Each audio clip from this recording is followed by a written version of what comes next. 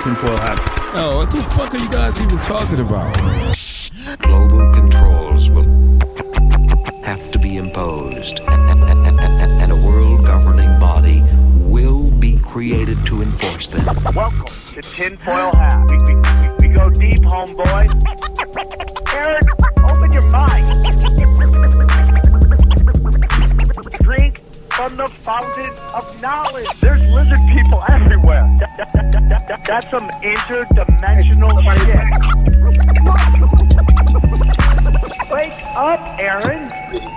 This is only the beginning. Dude, you just blew my mind. Are you ready to get your mind blown? All right, welcome to the Wise Wolf Gold and Silver Studios. Just go to SamTripoli.gold, use the promo code TINFOIL, and you too can get in on the precious metals game sent right to your house for as little as $50 a month. Thanks for tuning in to Tinfoil Hat. We definitely appreciate it. We have a great show for you. We've been on a nice little run lately, and this is going to be absolutely perfect. He's an investigator into the esoteric. I'm very excited to talk to him. Please welcome Walter Bosley. How are you, sir? Great. Good to be here, Sam. Thanks for having me. It's an honor and a privilege. For our listeners who may not be familiar with you, can you tell us a little bit about yourself and where our listeners can find you? Sure. I spent several years in an investigative field, and I started a small publishing company in 2002. A couple of years later, decided to focus on my writing and publishing, and that's what I've been doing for, my gosh, over 20 years now, pursuing this weird stuff that I find interesting. I have a channel at YouTube, the Walter Bosley channel, and also a website, walterbosley.com. All right, all those links will be below in the description, so click and support Walter. We appreciate him coming on the show. I guess the word you used was weird. I think that's the word you used.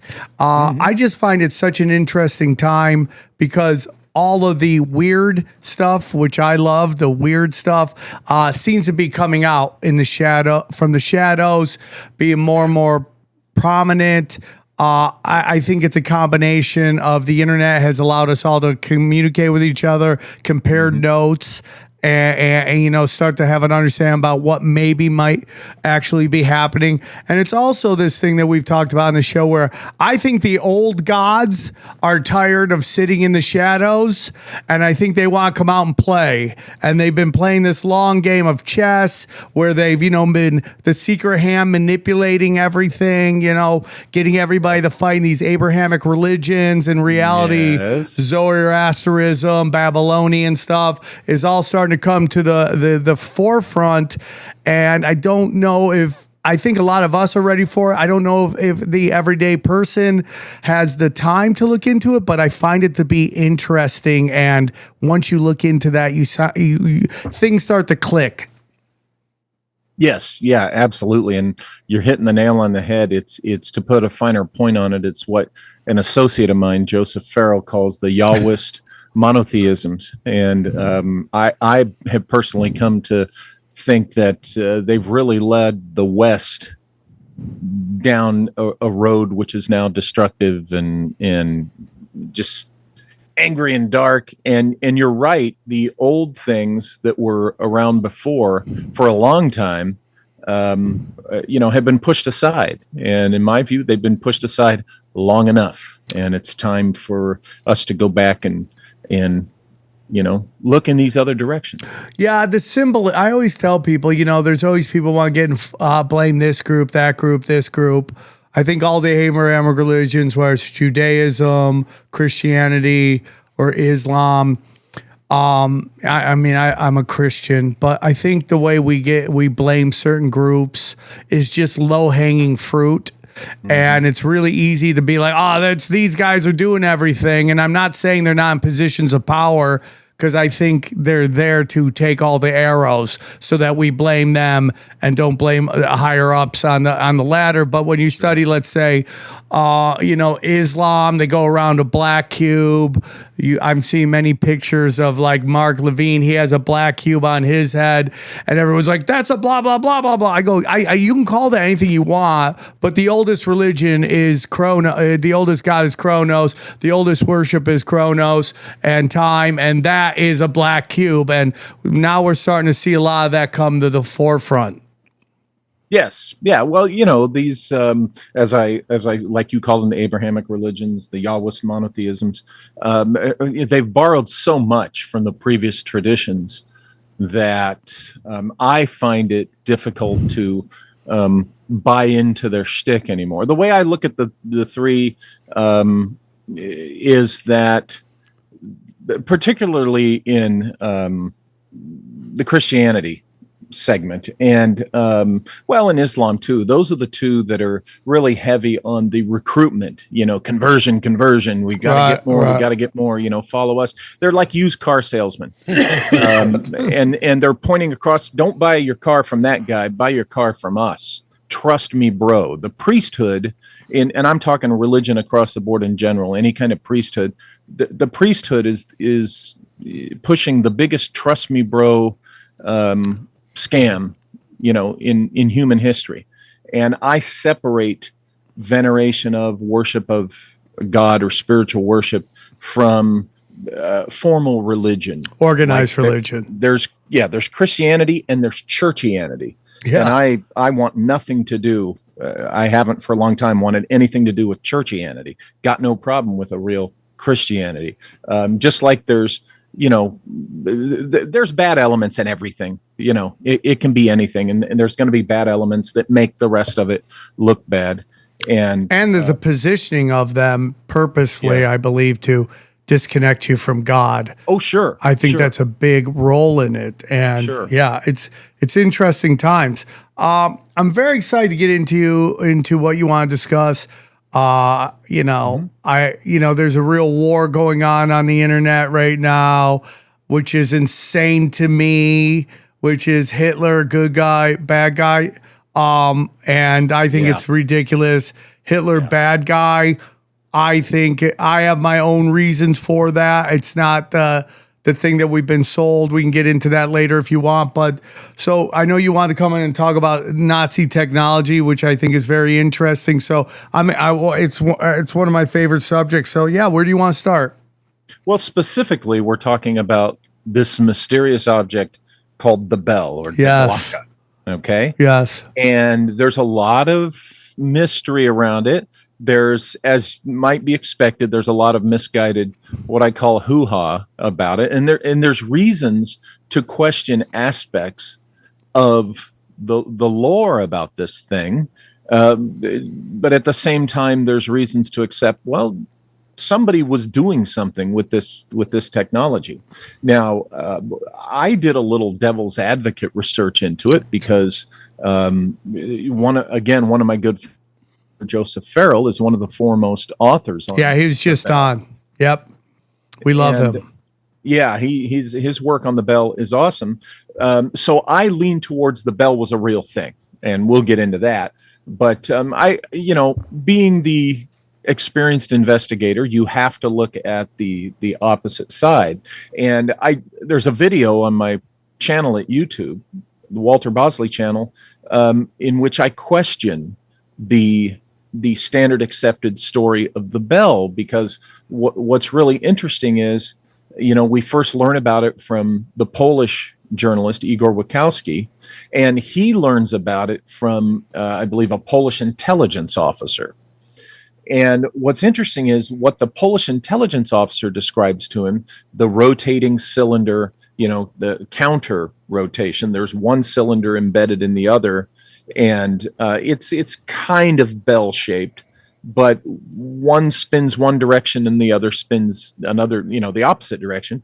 And in between them is pumped this fluid, which may be supposed to be a solution of mercury. Some people say red mercury, but it doesn't have to be the red mercury. Now, what's interesting is what Wachowski is told resonates very much with a novel that came out in the 80s by Dean Koontz titled Lightning, in which Nazis travel through time into the present day, the 1980s, with a device that is just like what Wachowski was told Daglaka was, but it's laying horizontal so that it's like a tube they walk through to get through time. But it's essentially the counter rotation and the electric power and everything. So, I have to wonder, okay, did this Polish intelligence officer pull the wool over Wachowski's eyes with this BS story? And, he had read Kuntz's novel a few years before and fabricated this thing about Daglaka, the bell, to Wachowski. And it was something that Koontz made up. Okay, that's a possibility because Kuntz's novel indeed came out prior to, Wachowski hearing this story from the intelligence officer. However, we do have Kecksburg, the Kecksburg UFO. Okay, can I ask something real quick? I don't want to get too far from it. So you said something about Nazis in the 1980s? In the novel, okay, Lightning by Dean Koontz, Nazis use this device that is, for all intents and purposes, the bell, but laying horizontal, and it's hollow. They can pass through it, and it's like a portal? Like a portal, a time tube or a time tunnel, so to speak.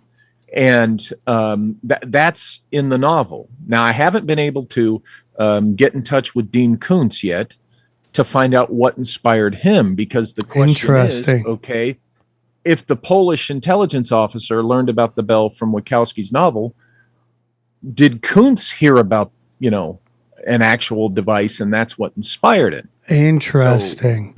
So then, real quick, sorry to cut you off. What I find interesting about this is the implication of time travel. Yes. And I don't know if you've ever heard of the missing 411. Oh, yes.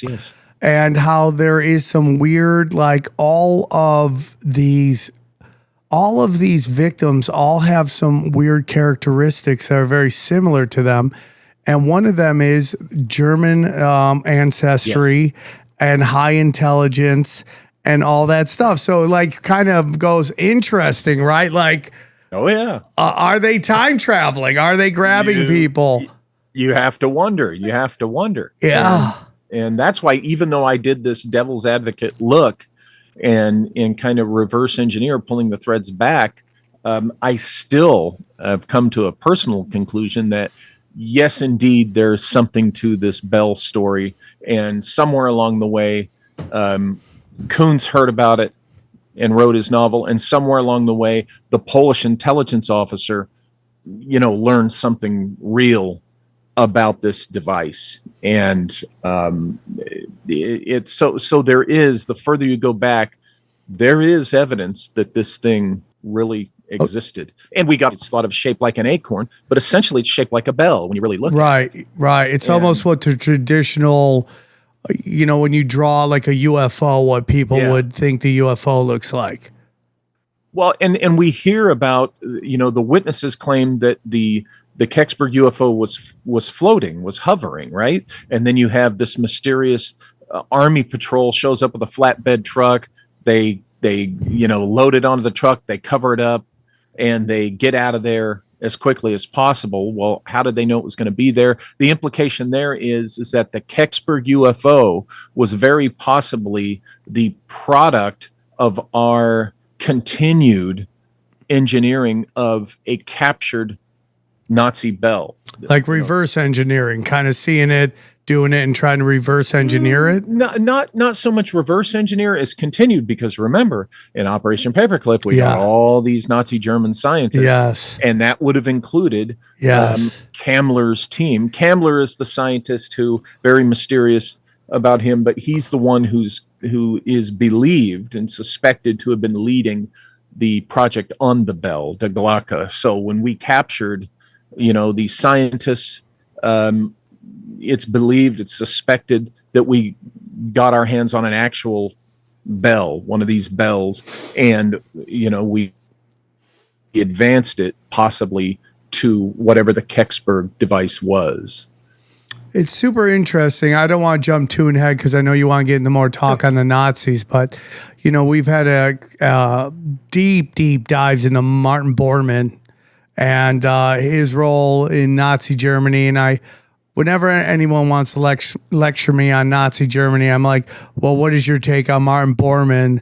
And then if they don't know anything about Martin Bormann, because to be honest with you, before we did the episode on it, I didn't know anything about Martin Bormann. Right. A lot of people don't. Yeah, and it's like he's so instrumental to just the whole story of Nazi Germany. But, there's this famous escape where they try to escape from Spain. I don't know are you going to get into that? I don't want to talk about if you're going to. I don't get so much into those aspects of the Nazi survival thing. So yeah, go ahead. You mean the submarine? Yeah, and there was going to be an exchange of technology. Yeah, and that the bell was the technology that they kind of used to allow them. Hey man, we'll give you this if you allow us to get to this port and get out of here. And I don't know if that might have been when they gave them the bell or something like that. But I find it super interesting. Yeah, that could very well have been when it was done, or not, because remember we had Patton. They put together kind of the special unit with Patton's Third Army, and the 45th Infantry is in the mix, and members of the 45th Infantry, as they went deeper into Germany, were assigned to capture the special technology. So it could have been a unit of that group. We know that they went into I always pronounce this wrong, Thuringen Forest, where some scholars propose that the Nazi scientists were developing their own atomic bomb, right? And may have done some early tests, and that's where a lot of their deep secret laboratories were. So it could be that it was even flown here. We just don't know.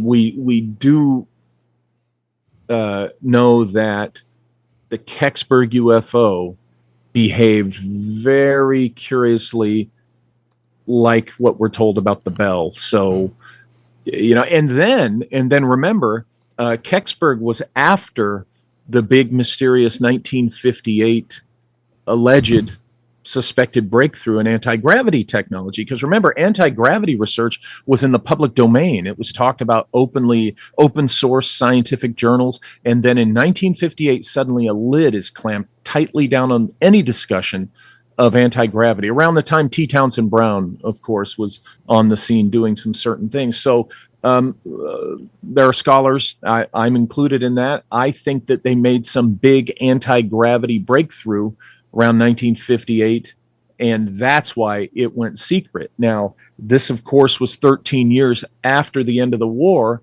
So did this breakthrough come through some type of continued engineering research with the captured Nazi bell? Because as we know, anti-gravity is part of the bell lore. So, that math kind of adds up there. Yeah, we recently had somebody come on talking about, aircraft technology in the Civil War, and I know you wanted to talk a little bit about that.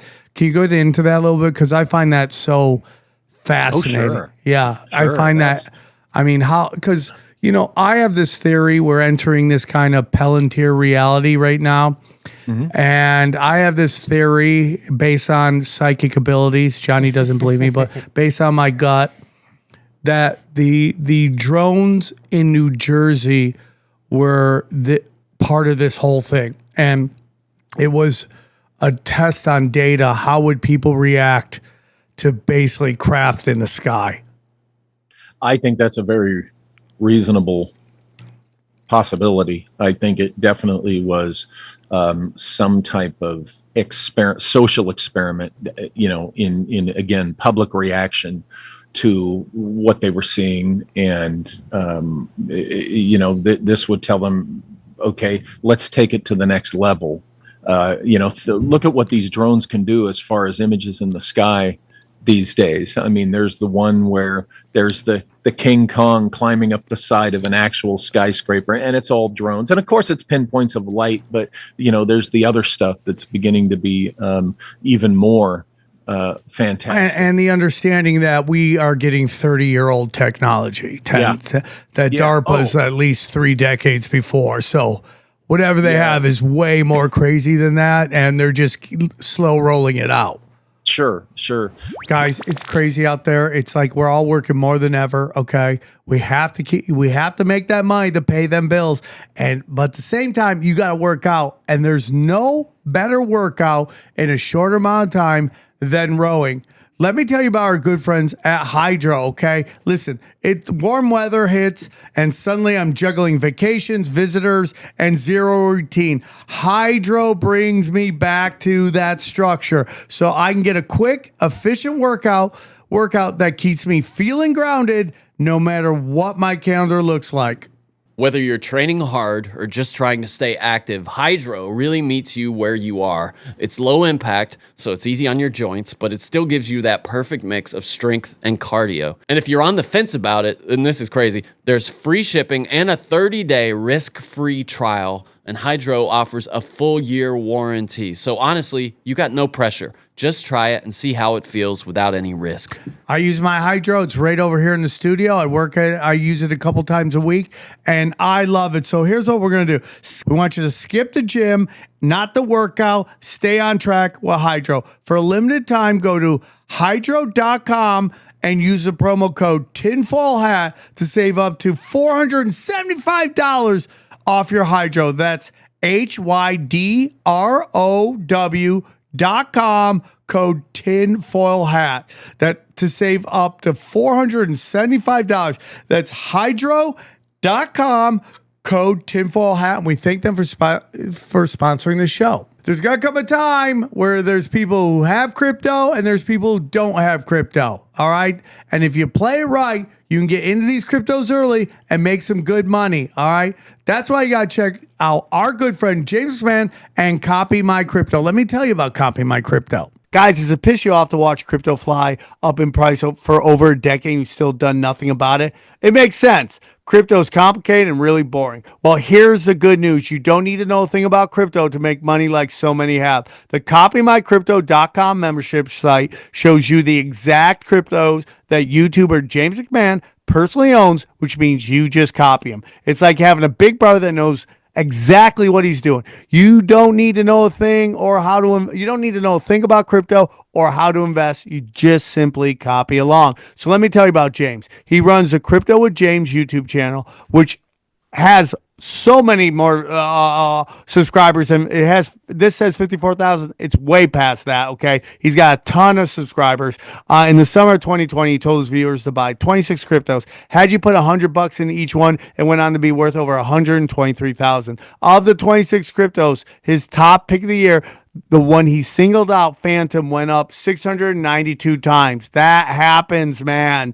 That one call alone has retired a number of people, including guys in their 20s and 30s. Remember, this is public knowledge. You can go to YouTube and verify yourself. So if you'd like to join the over 2,800 members who copy James, then pause what you're doing and head over to copymycrypto.com/tinfoil. That's copymycrypto.com/TFH. Okay. You'll not only find proof of everything I've said, but our viewers get full access for just $1. Yes, you missed out on crypto. Buy a little bit here and there, buy a little bit here and there.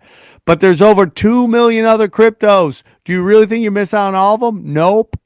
Guys, don't waste time. Go to the site and read it. Once again, that's copymycrypto.com/TFH. It's ended money worries for so many. It just may do the same for you.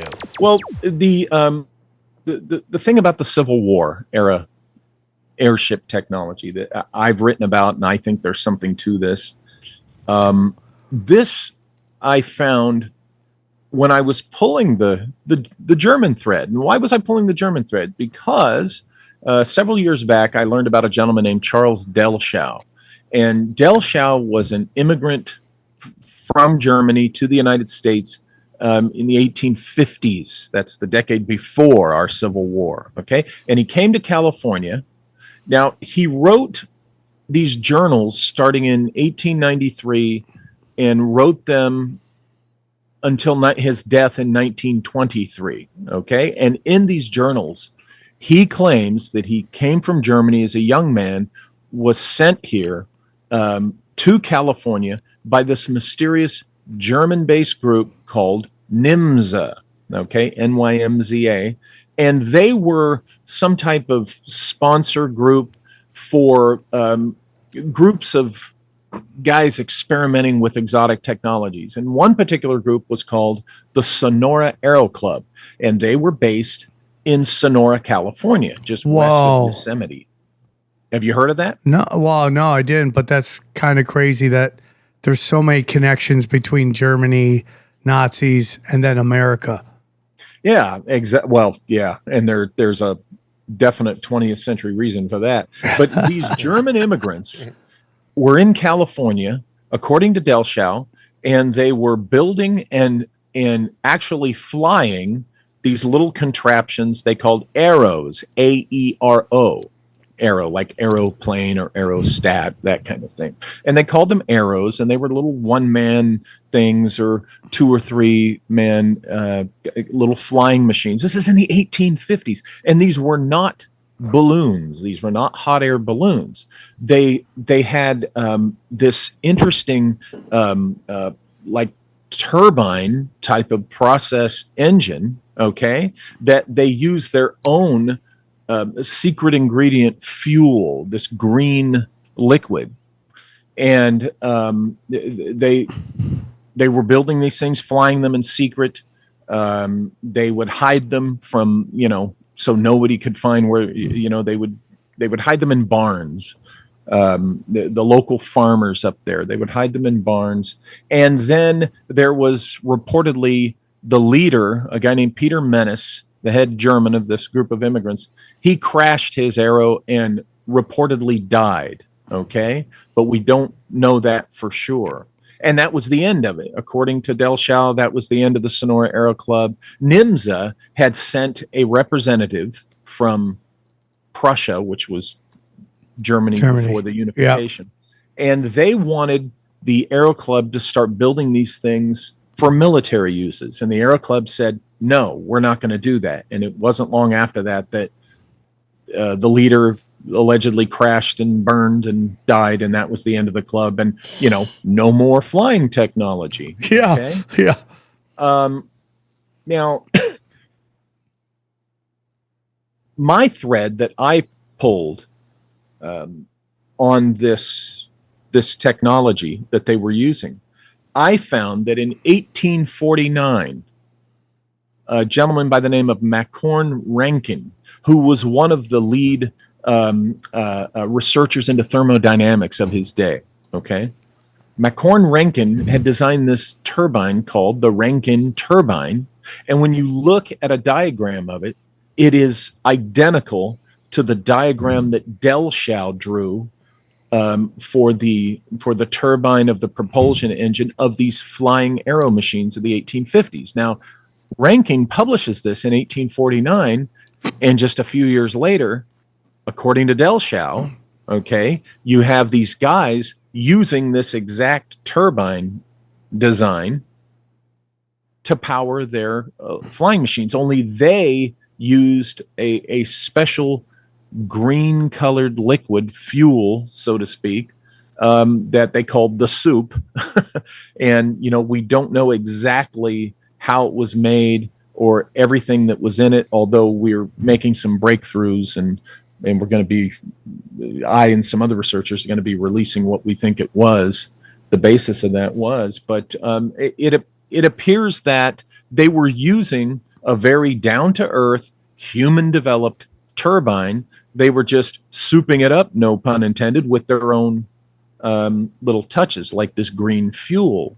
And according to Delschow, they were getting, because he says he witnessed this, they were getting kind of an anti-gravity effect with this stuff. So after the leader allegedly crashes and dies, we get into the Civil War. And in the early years of the Civil War, this man is so Solomon crazy, Andrews, right? This is so crazy. And then comes the Civil War. You're like, this is before the Civil War? Yes. flying machines. And do you think that their technology basically is the beginning of modern day aviation in terms of how we use, like, planes use their engines and stuff like that? Or well, is the this airplane is a different thing. Okay. And the airplane was it turns out the airplane that we know is a more practical technology, obviously, because that's what mostly we use.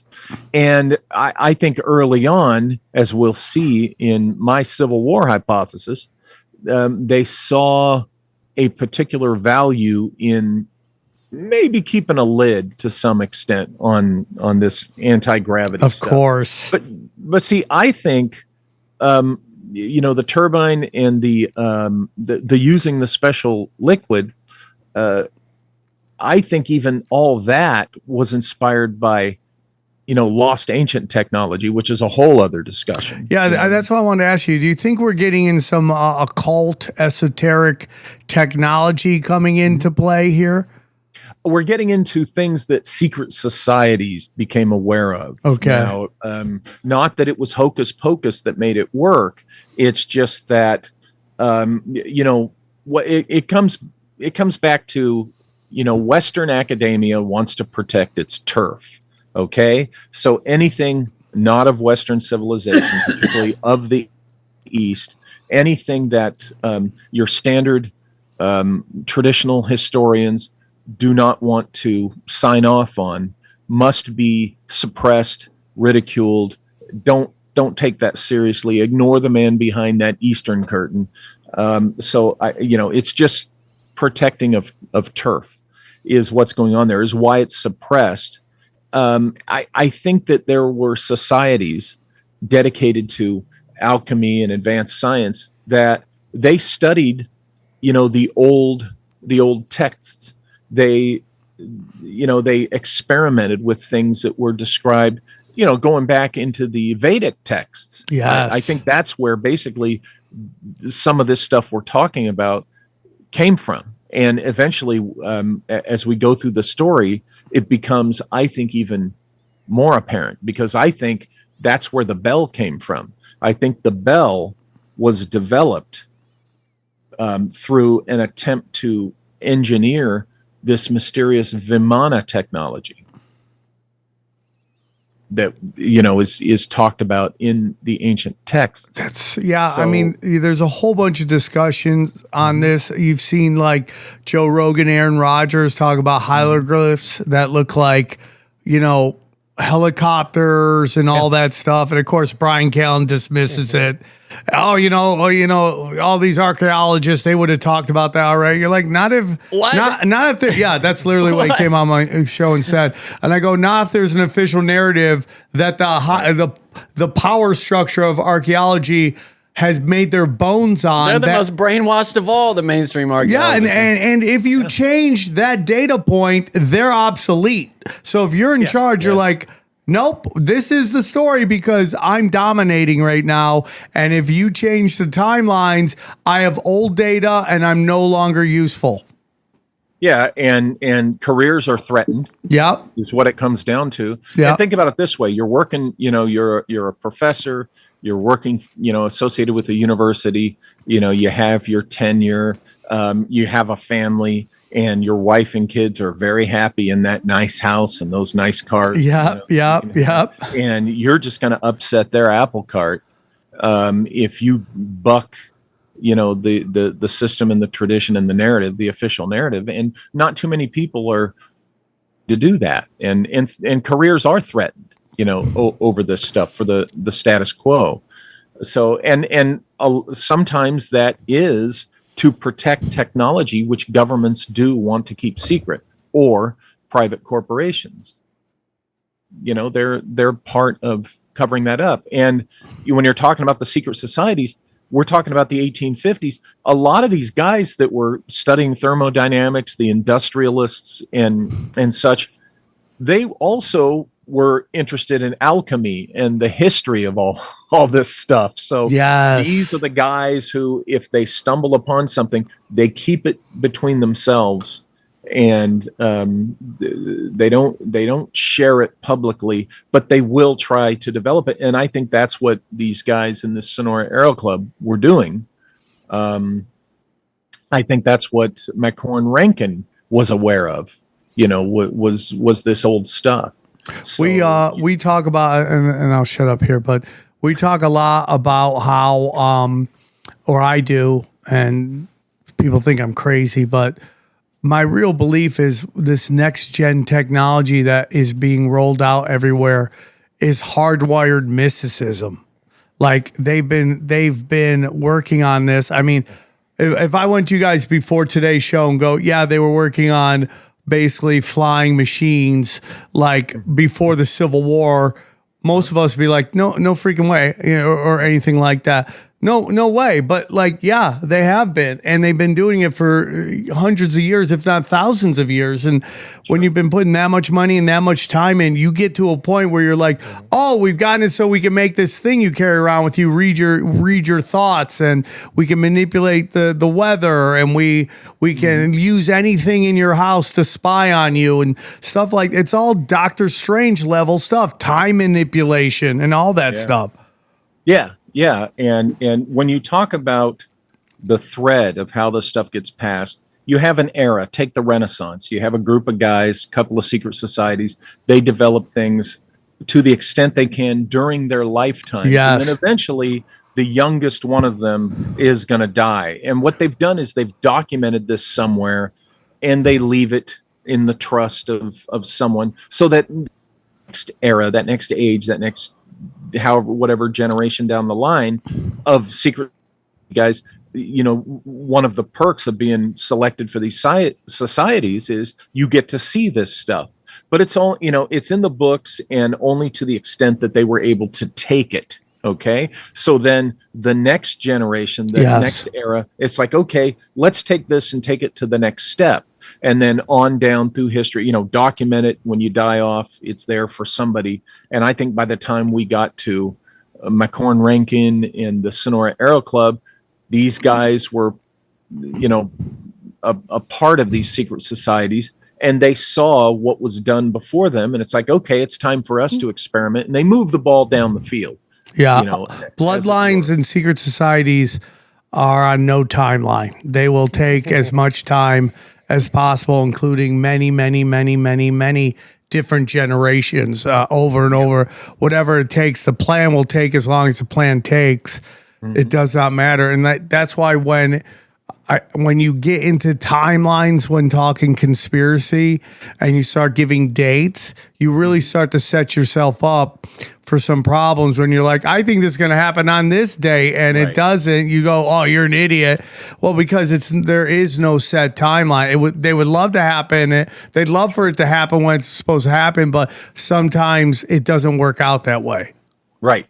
Exactly. It's going to happen when it happens, when certain things, people have the ability to achieve those certain things. So, you come to the end of the Sonora Aero Club, and I think part of that went on. I think that there's reason to suggest, when you get into the weeds of it and in the stuff I and several others before me have written, I think this Peter Menace guy, who was the lead of the Sonora Aero Club, I think somewhere along the way, this gentleman named Solomon Andrews became privy to how far the Sonora Aero Club and others that we don't know about had carried this special research, how far they had carried it. And he wanted to carry it to the next step. So during the early years, I think the middle years of the Civil War, this was in newspapers in the 1860s. He contacted Abraham Lincoln and told him he has a controlled flight machine, that he called the Aeron, Aeron. See, there's another clue. I know that, linguistically, that's the prefix for flight or flying machine, that kind of thing. But it is interesting that the Sonora Aero Club called their machines Aeros, and then Andrews calls his the Aeron. So Abraham Lincoln was intrigued with this. And he told his war secretary, Edwin Stanton, meet with this guy. He's going to demonstrate this flying technology. Okay. And he did. He goes to Washington, D.C. He demonstrates his flying machine to members of Abraham Lincoln's War Department and Washington, D.C. journalists. And they report on it, and they report watching this thing fly. Now, history tells us that Edwin Stanton kind of only half politely said, we're in the middle of the war. You know, we got things to focus on. We don't see any use for this.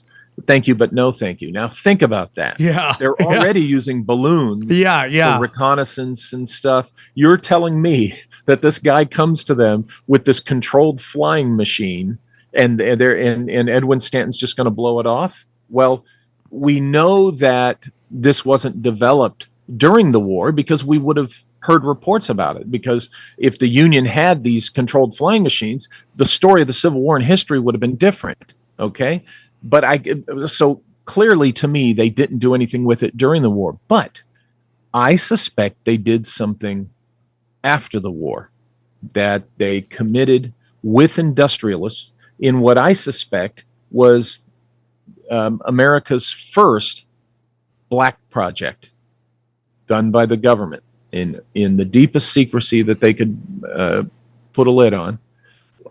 The War Department, post-war War Department, and these industrialists got together to further develop this controlled flying technology, not balloons, not airplanes. Okay. But we're talking, yes, we call it anti-gravity for lack of a better term. What's interesting is when you look at certain threads tying it to the 1890s airship mystery, this post-Civil War secret project starts to get legs. It starts to make sense, because if you start with what the Sonora Aero Club had developed, you take that with Solomon Andrews' machine, okay? And then you look at the description 30 years after the Civil War, 25, 30 years after the end of the Civil War, okay, and you see what the witnesses were describing, you know, what they were seeing with these airships. For all the world, it looks like the same technology, just 25 years down the road from the end of the Civil War. Okay. What years were the Civil War, by the way? I know it's going to sound stupid. What's that? What 60 to 61. 1860s, yeah, 1861 to 1865. Really 61, but 60 is when is when it really started to kick off. Okay, all right. That puts it like what, almost 80 years before World War II. Yeah. Interesting. Yeah, very, very interesting. And so you have the 1890s airship mystery now. Now, here's an interesting thing that reaches back as another thread to the Civil War era. When the 1890s airships, okay, that were being seen all over the western United States, in one particular case... And that's in the 1800s they were seeing all these flights? Or the 1890s. Okay. It started, the famous airship mystery started in 1896 and went into 1897 and actually 1898. So you have this airship land, and two gentlemen who were on the airship get off the airship, and they're talking to the witnesses. And they identify themselves as Colonel Samuel Tillman and Amos Dolbear. Now, you can look them up. These were historical figures. Amos Dolbear was an electrician and a scientist and an engineer. And Colonel Samuel Tillman at one time during World War I was made commandant of West Point, okay, because the commander had to, be involved with the war.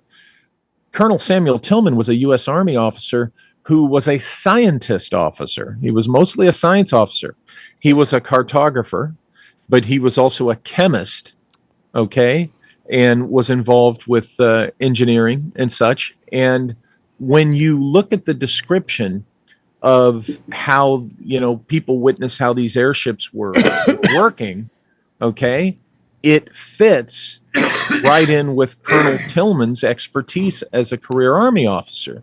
When you consider that he was also a cartographer, okay, and aerial views of cities, the map, okay, aerial view maps which were popularized by a guy named O.H. Bailey.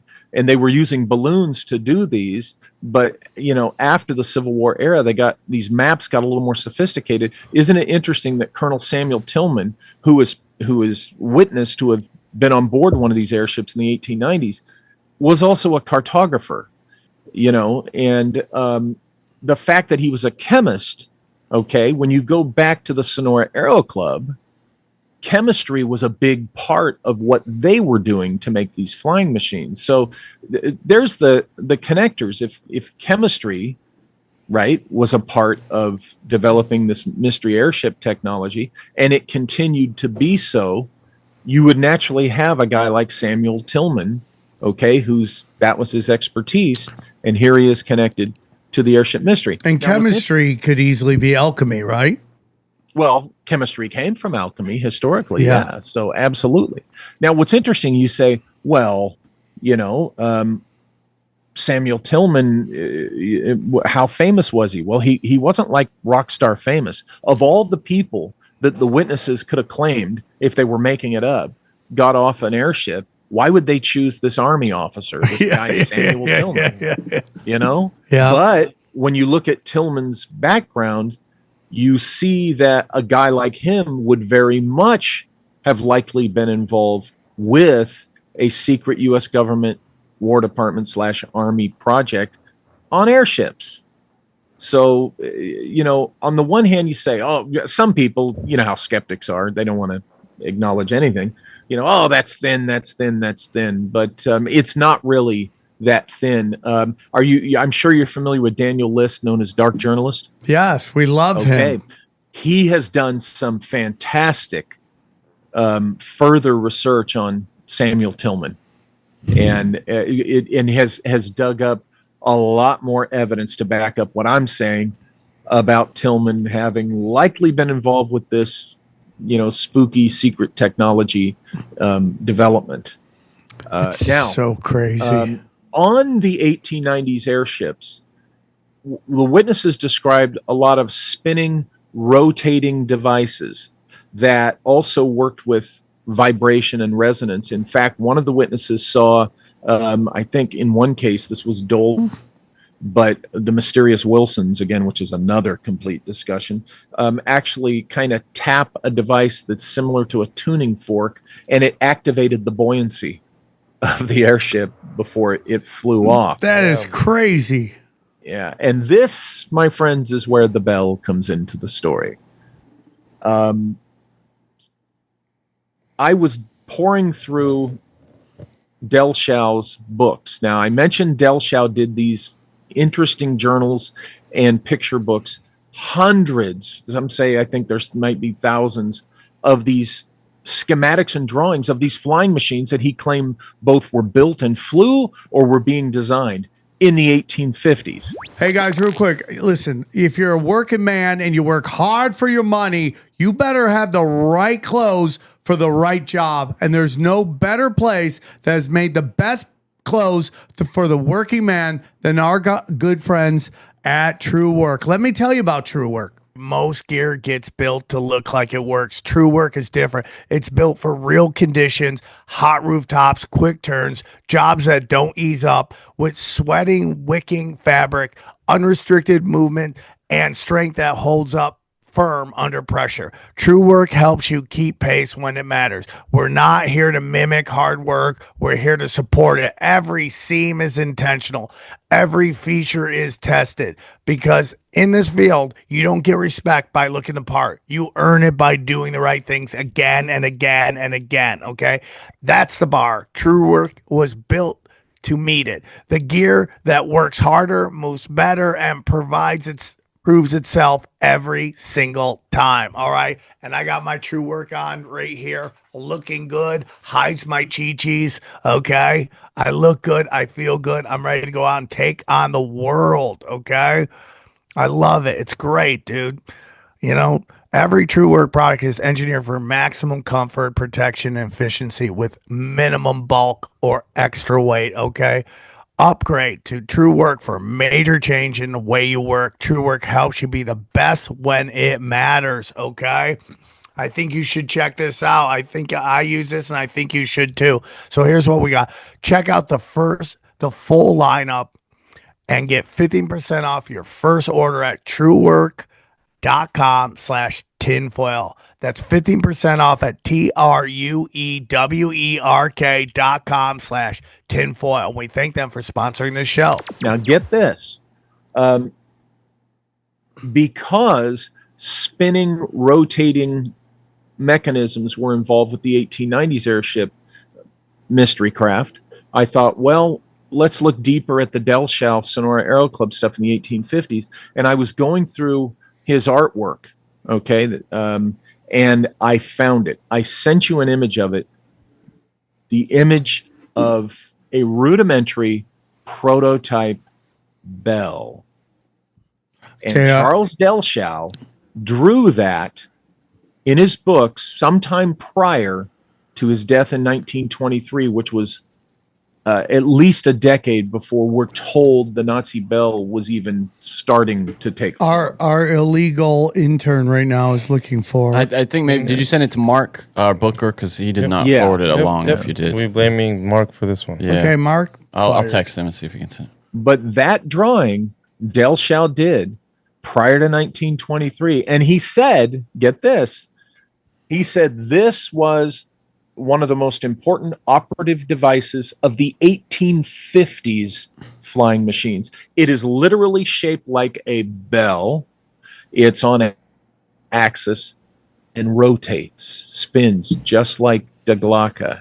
Okay, so it is consider it a rudimentary prototype bell done in the 1850s. By the time we get to Nazi Germany, what they're doing is they're doing it's two cylinders, one embedded in the other. They added the counter rotation part, and then they souped it up with tons of electricity. Okay, but what you're seeing in the Delschau drawing, I'm convinced, and I've convinced a few others, including Joseph Farrell and some others, that these Germans in California already knew about the basic concepts of this Die Glocke idea, okay? And they successfully applied it to their flying machines. So it wasn't the bell. There's all this fun hoo-ha that, they got that from a crash flying saucer, the Vril saucers. Them Germans got a crash flying saucer in the 1920s, and that's where they got. No, I know such a lie then, right? I mean, they lie so much. I resent that your dumb guy had a southern accent, by the way. Well, I know, but see, my mom's from Alabama, my dad's from West Virginia, so I come from folks like that. So that kind of gives me license. Wow. That's in my blood. Mark would have sent you that too, actually. I think he just but I do apologize to my please hillbilly don't. and southern cousin. We're not that sensitive here on the show. Hell, man. But a lot of people, they get mad at me when I point out that the whole Hanabu saucer thing is nonsense. It did not happen. It's not true. It is the product of a post-war legend and myth of post-war neo-Nazis and Nazi survival, and they're making up stuff. Look up a guy named Ernst Zundel, because that's where it started after the war in an Italian newspaper. Interesting. So you're saying the Nazi bell story isn't real? No. The Nazi bell story, I think, is real. The Hanabu saucer story is not true, is not real. The Nazis, in my opinion, got the bell, the idea for the bell, what they knew about the bell. They got it from this line of German research, which included the Germans in California. It included the mysterious group called NYMZA. Remember, I mentioned them. Okay. And think about it. There's all these Germans. Right. So, but if we had already created it, why is it such a big deal that the Nazis created it as well? Is it that they did advanced versions of it? Yes, that in my opinion, it's because they did such an advanced version of it. Because again, remember, when you look at what Delschau drew, it is very much a rudimentary proof of concept. Okay, and Delschau's flying machines that he said the Sonora Aero Club did, they were very. I do a chart. I call it the Bosley chart. because I made it up. I love that. You know, I created Congratulations. yeah. And I show for the 20th century folks to see the progression that I'm talking about. I show an 1850s flying contraption called the Aero was kind of like the Model T, okay, the original Model T. Okay, then the 1890s airships are kind of like what a 1958 Buick was to a Model T, right? Advanced, right? But not the ultimate. And then we go to the modern day. I used the sport model flying saucer, you know, from the Area 51 lore, and that's the equivalent of what, you know, like a 1980s Porsche was to a 1958 Buick, which then both of them to a. So you see, so no, I get it. I get it. So it was the advanced version of that. It's streamlined. Yeah. So moves quicker. When you look at it that way, the progression, and not just with the Bell stuff, with turbine and the fuel and everything. When you see that there's that kind of progression, then it's easier to see that okay, there's a German thread. There was German personnel in this historical development of this, starting in, you know, we can trace it back to the 1850s, and you know, by the time you get to Nazi Germany, these guys were also, you know, the chemists and the scientists and the engineers, they were very much into esoteric stuff. Many of them were indeed in, you know, secret societies. Just the guys in the Thule Gesellschaft, the Thule Society, they were into this esoteric ancient lore. I mean, think about it.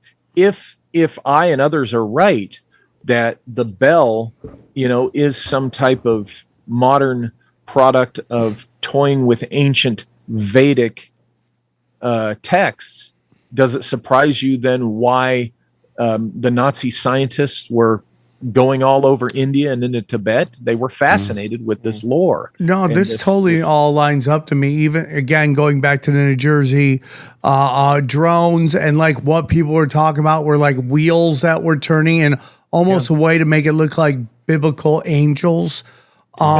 And then all the videos we see of where people are flying, all of a sudden a ball just flies by them. And of course they want to label it alien technology, which it's easy. It's easy. And it also sets this precedence that there's something out there smarter than us, and we're not going to be able to stop them. So we might as well just submit to them. And you know, and that's the whole thing about Project Bluebeam, right? That they wanted, that they're, hey, something bigger is coming down, fake alien invasion, and it's going to come, and we're going to be like, we cannot beat you. We are not worthy. And in reality, it's probably the military. Well, but the irony is, I agree with everything you were just saying. The irony is I think there are, you know, intelligent civilizations out in space with technology way beyond ours who could come here and just, you know, with a snap of their fingers conquer us. That's the irony. It is out there, but I also think, you know, those in the government, military, intel community, or whatever, who know the truth about that, they're using that, right? You know, the threat is real. It's like, okay, we know that terrorist groups are real. We know that terrorists are real. They commit acts, but that doesn't mean that terrorist threat wasn't used against us, right? Yeah. Starting years ago to keep us afraid and worried and to control us. So while terrorism is real, not every threat is going to be true. It's the same thing with the extraterrestrials. Well, of course, extraterrestrials are out there. I think it's illogical to think otherwise. And there's going to be some that can conquer us, and there's going to be some that don't like us, and they are going to be a threat. But at present, I think the idea of the threat is being used. Manipulated. Here's the thing that connects with what you're saying, in my humble opinion. So you remember when we had the red balloon that was going around, and the government and the military is like, we don't know what's happening. We can't stop it. And I go, Yeah. What is the point of having a defense if you can't stop a red balloon? Right. Is it a weather balloon? Is it a Chinese spy balloon? But they're just all losing. Like they're in the corners screaming and crying that this balloon is. We don't know what to do with that. And I'm like, you're a defense. Do something with it. If you're trying to convince us it's from China, which I don't believe. Do something about it, but you didn't do anything about it. But then 2 weeks later, they're like, yeah, we shot down an alien craft in Canada. I'm like, oh, so let me get this right.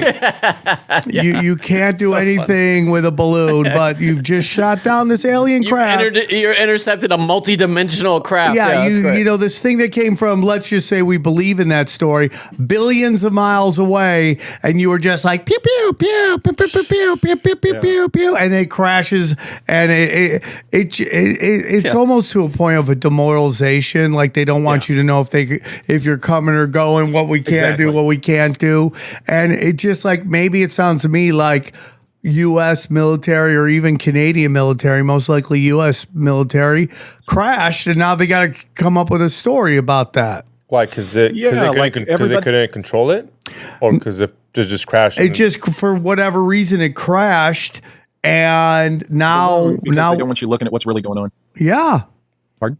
What was that? He said because they don't want you looking at what's really going on. Yeah, that's what I agree. They don't want you to really know what's going on. And again, look in front of you, because if you see a UFO in front of you, a friend of mine, Greg Bishop, said this years ago.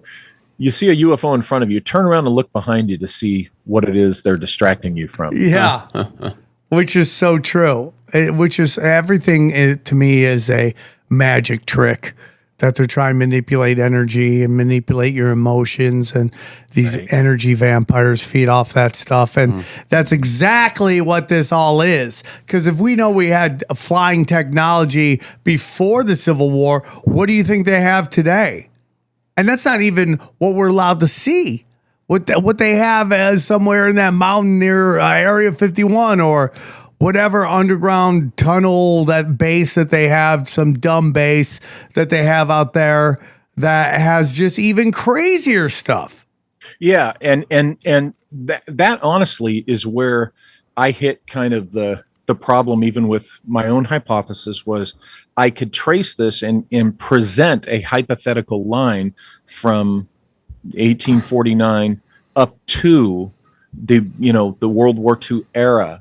But the question was, okay, if they were doing these things, where were they during World War II? Well, you could argue they were still too rudimentary to be overly effective. That's where the Foo Fighters come from. That's where other stuff comes from. But where have they been since?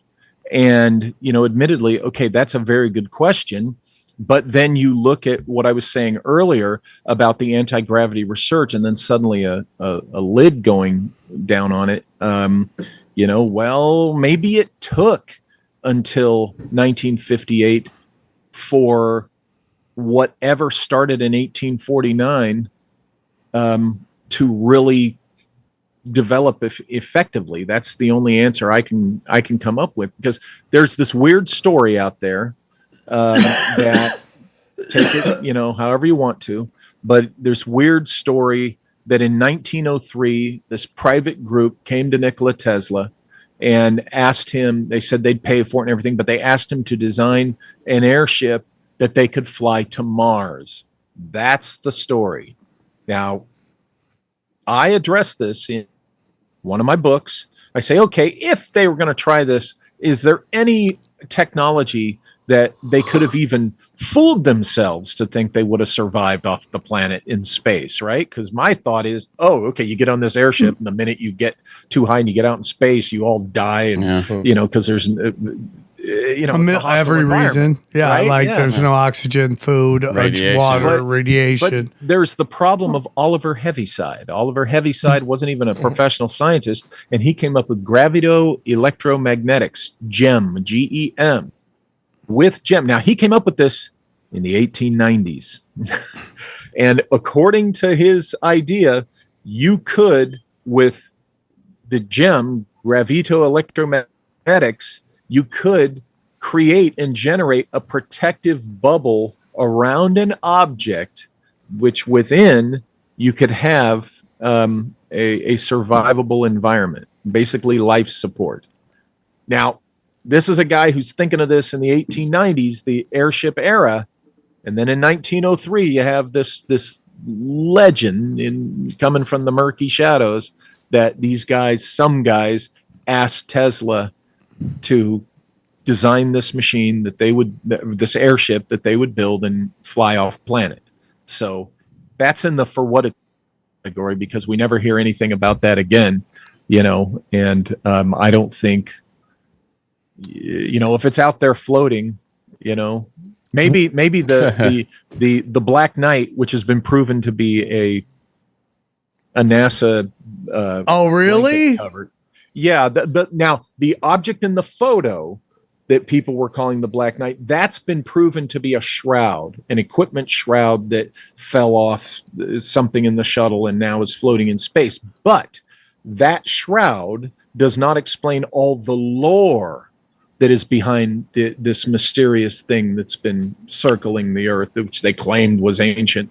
So there's another thing they do. See, there's something that it pre-exists the other thing that is explained away. Mm-hmm. So the lore of this Black Knight mystery satellite thing precedes the pictures of this shroud thing.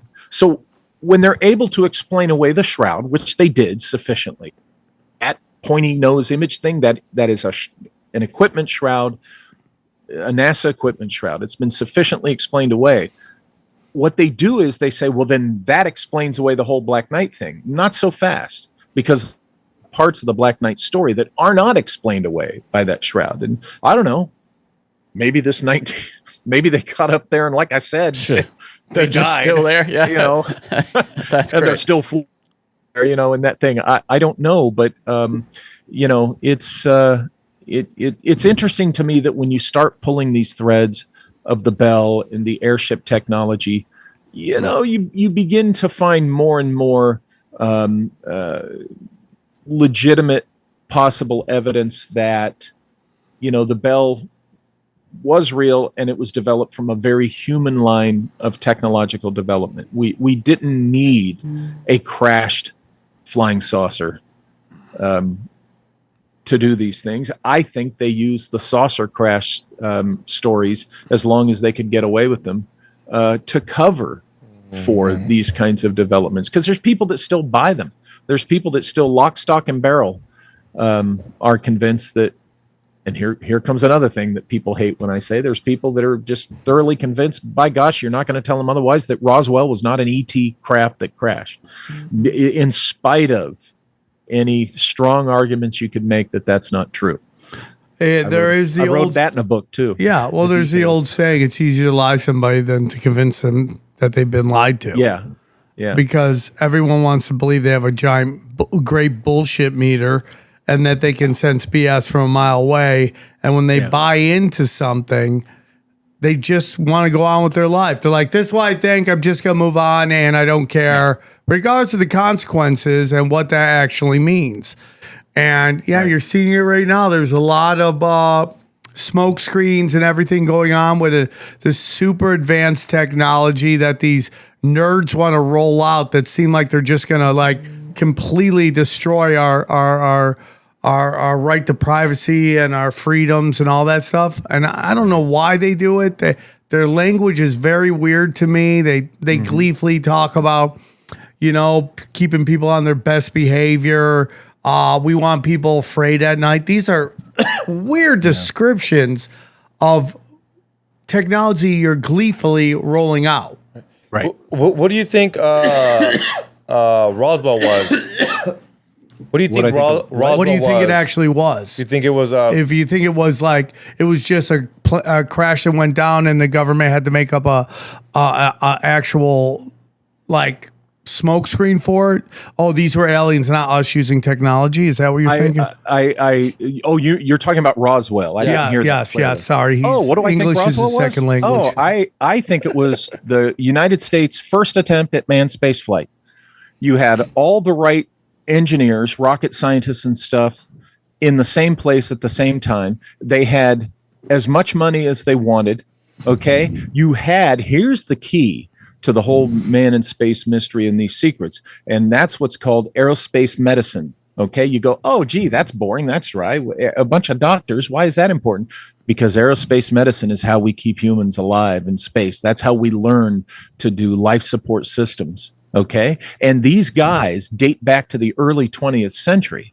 Okay, and their whole goal was to put human beings in outer space. That's what led them into their specialty. And our aerospace medicine scientists and their aerospace, the Germans, aerospace medicine scientists, they all knew each other and respected each other and knew that theirs was the most advanced work on this. So Operation Paperclip, okay, was not started because of the bomb. Operation Paperclip of German aerospace medicine scientists who went to American aerospace medicine scientists. Okay, that's who Colonel Harry Armstrong was an aerospace medicine doctor, okay, and said, hey, a bunch of us will come over and work for the United States. Just bring us over.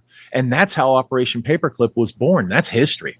And so Operation Paperclip was started to get Germany's aerospace medicine specialists and their rocket engineers. And not, for the V2s and missiles.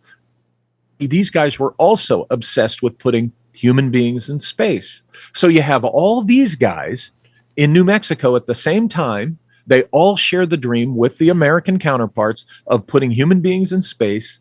The war is over. They have endless money. They have carte blanche to pursue their respective technologies. Now think about it. The rocket guys, their job is to work what is eventually towards missiles and high-flying aircraft to deliver bombs to those pesky Russians, those Soviets, because we're in the Cold War now, okay? And the aerospace medicine guys, their job is to keep those B-29 and high-altitude bomber crews alive on their missions against the pesky Soviets, okay? But their dream, lifelong dream, is to put humans in space. So what do you think they're going to do? I think they sold the higher ups on, let us try this. Okay.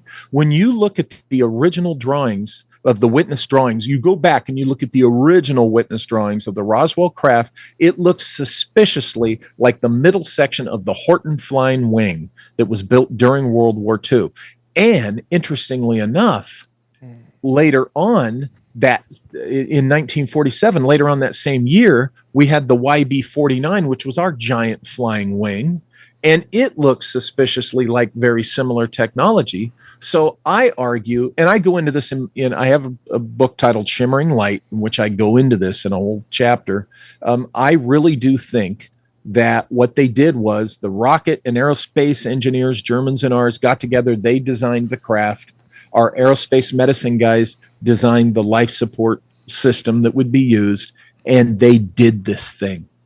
And they had a successful flight, except upon return, there, of course, was some type of failure, maybe catastrophic failure in the sky or whatever, and this thing crashed. But because it was the early paranoid years of the Cold War, we could not let it get out. We were trying to keep it from the Russians that we were doing this. So it was easier to go ahead and say, oh yeah, a flying saucer, a spaceship from another world crashed.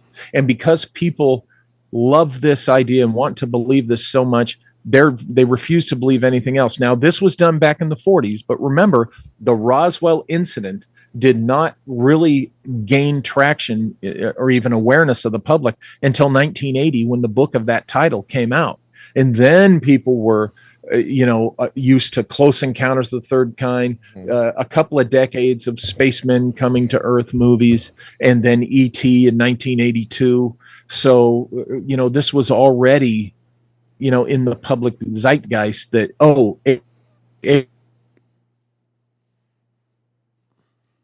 aliens, it's got to be aliens. So what they're on this was just perpetuate what was a cover story. But if you look at the history of this aerospace medicine and the rocket scientists and all the things I put together in my hypothesis, and I'll be the first to tell you I could be wrong, but this is my assessment based on years of looking at this and doing a deep dive on this. This is my assessment. I think it was our first attempt at manned spaceflight. I feel bad for the UFO people because all their heat has kind of been jacked by this World War III that we all think we're getting into. So that nobody's talking about it, but there's a lot of alien disclosure going on. What are your thoughts on that? Because, just like the conspiracy community, that everyone's calling everybody, a fraud, agent provocateurs, agents of chaos. What is your thoughts on so much of this disclosure stuff going on? I don't buy it. You mean in front of Congress? All that stuff. Like Grush, Elizondo, and all of them? Yeah. Yeah, it's a perception management operation. It has been since 2017. I know a lot about that world, and I know how it works. And from the get-go, as soon as we were introduced to Lou Elizondo, I was at the time, one of the few voices saying, this is a perception management op. That's what this guy's doing. He's being a good soldier because he's doing, what he's ordered to do. And that's been my opinion of that since, and I haven't seen anything to convince me otherwise. And actually more and more people are coming to see that conclusion. What they're trying to do is cover some pretty amazing technology, like the Tic Tac. Come on, that's U.S. Defense aerospace, really advanced technology. That's not anything extraterrestrial. The alleged performance of it was greatly exaggerated.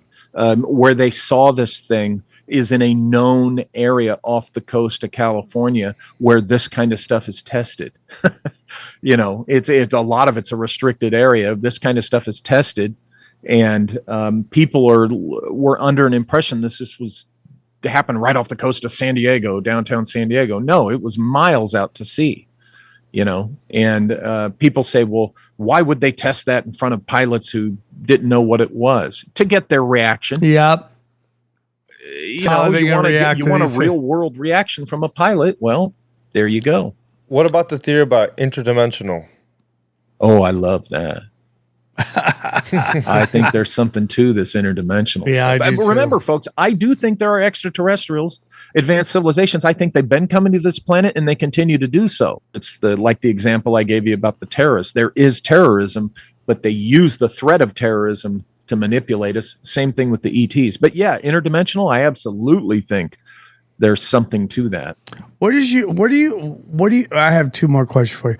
What are your thoughts on that? So much of this involves the ocean and what's in the ocean, and this Tic Tac thing keeps coming in and out of the ocean, and like we've explored air quotes space more than we have our own oceans. And then we have a good friend of ours who comes on the show, Eddie Bravo, and he's always saying that like they create films to create narratives.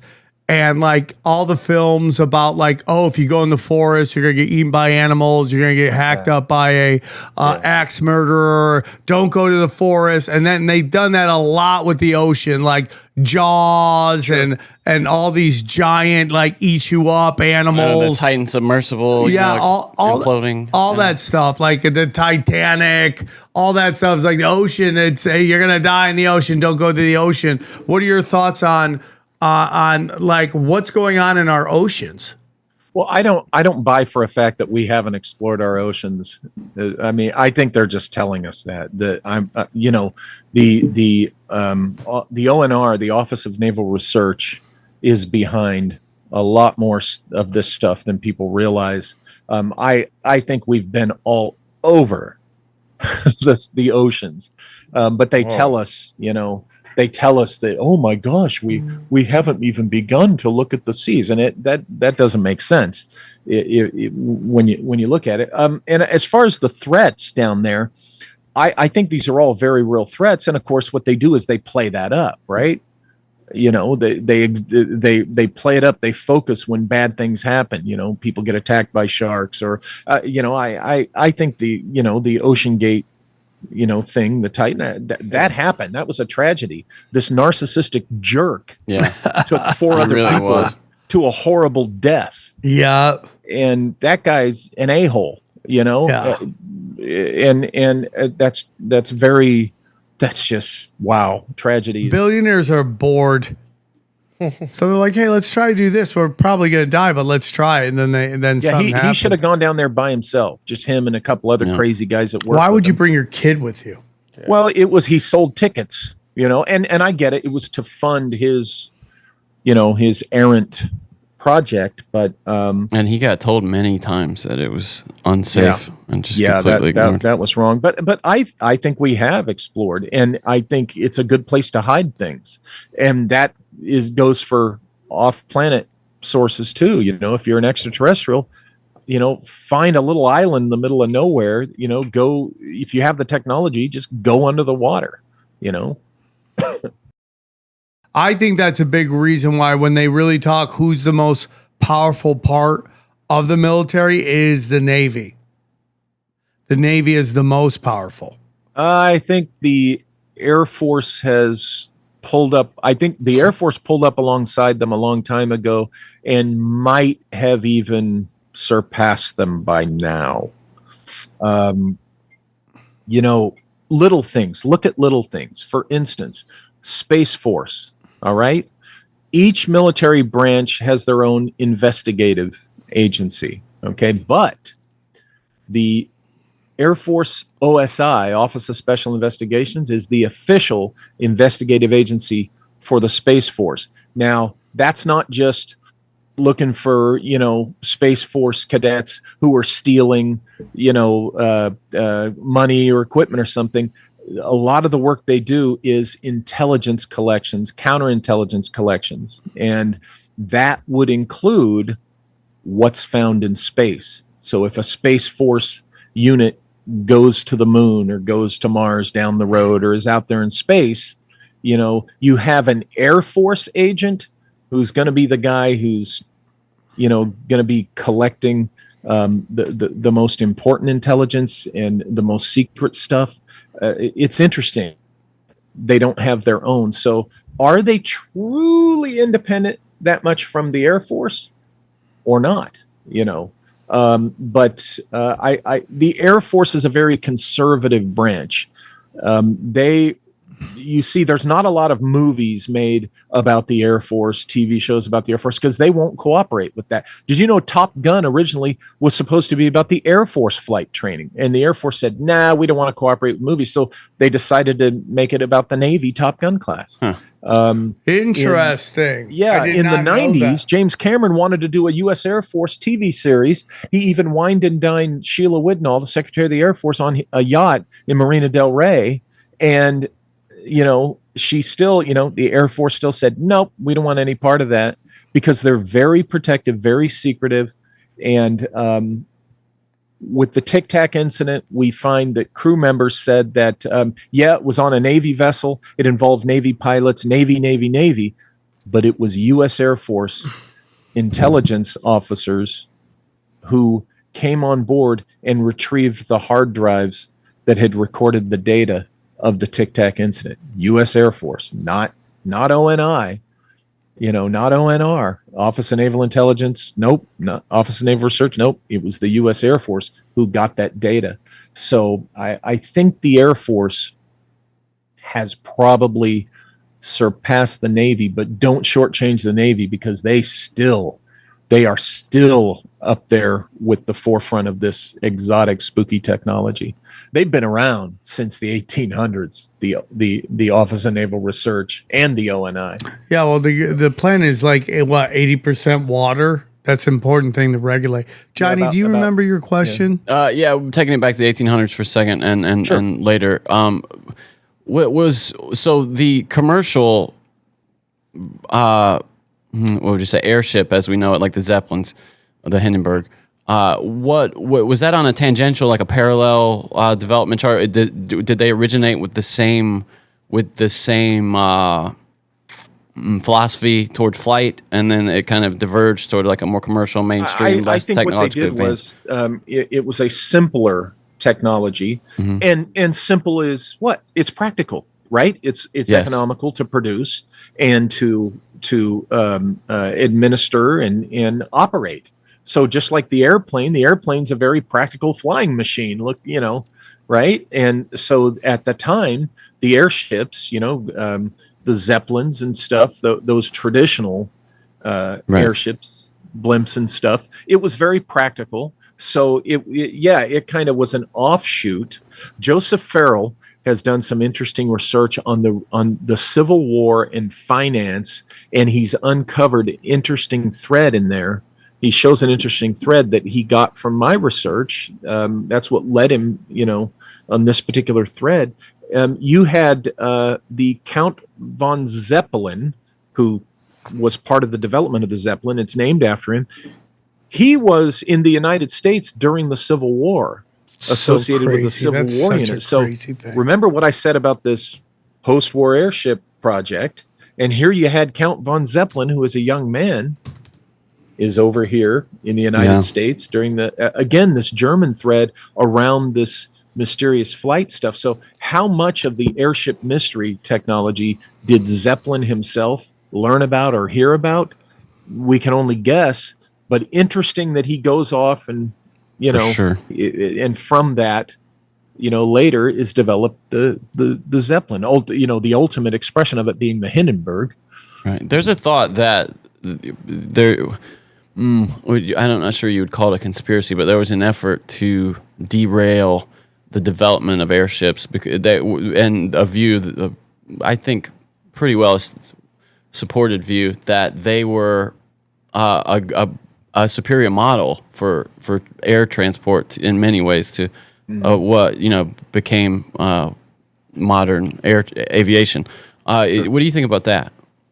Oh, yeah. I mean, look what the automobile industry did to local rail travel in California. I mean, but, you can, all joking aside, the movie Roger Rabbit, that's history. In the kids movie Roger Rabbit, when you see, that's based on history. And the automobile industry, and I think the oil industry too, were involved in killing the light rail and the local railroads because they saw Southern California as a model of the automobile culture, and of course they won out. Yeah, I also find it very interesting that LA's like, everyone in LA's like, we need a mass transit system like New York, and they're like, earthquakes won't be good, blah blah blah, and but we're like, we already have those tunnels down there. I think they've co-opted those tunnels and turn them into something much different, and that's why they don't want to use them. Well, did the ones in San Francisco ever work out good? The trolleys? Yeah, well, dude.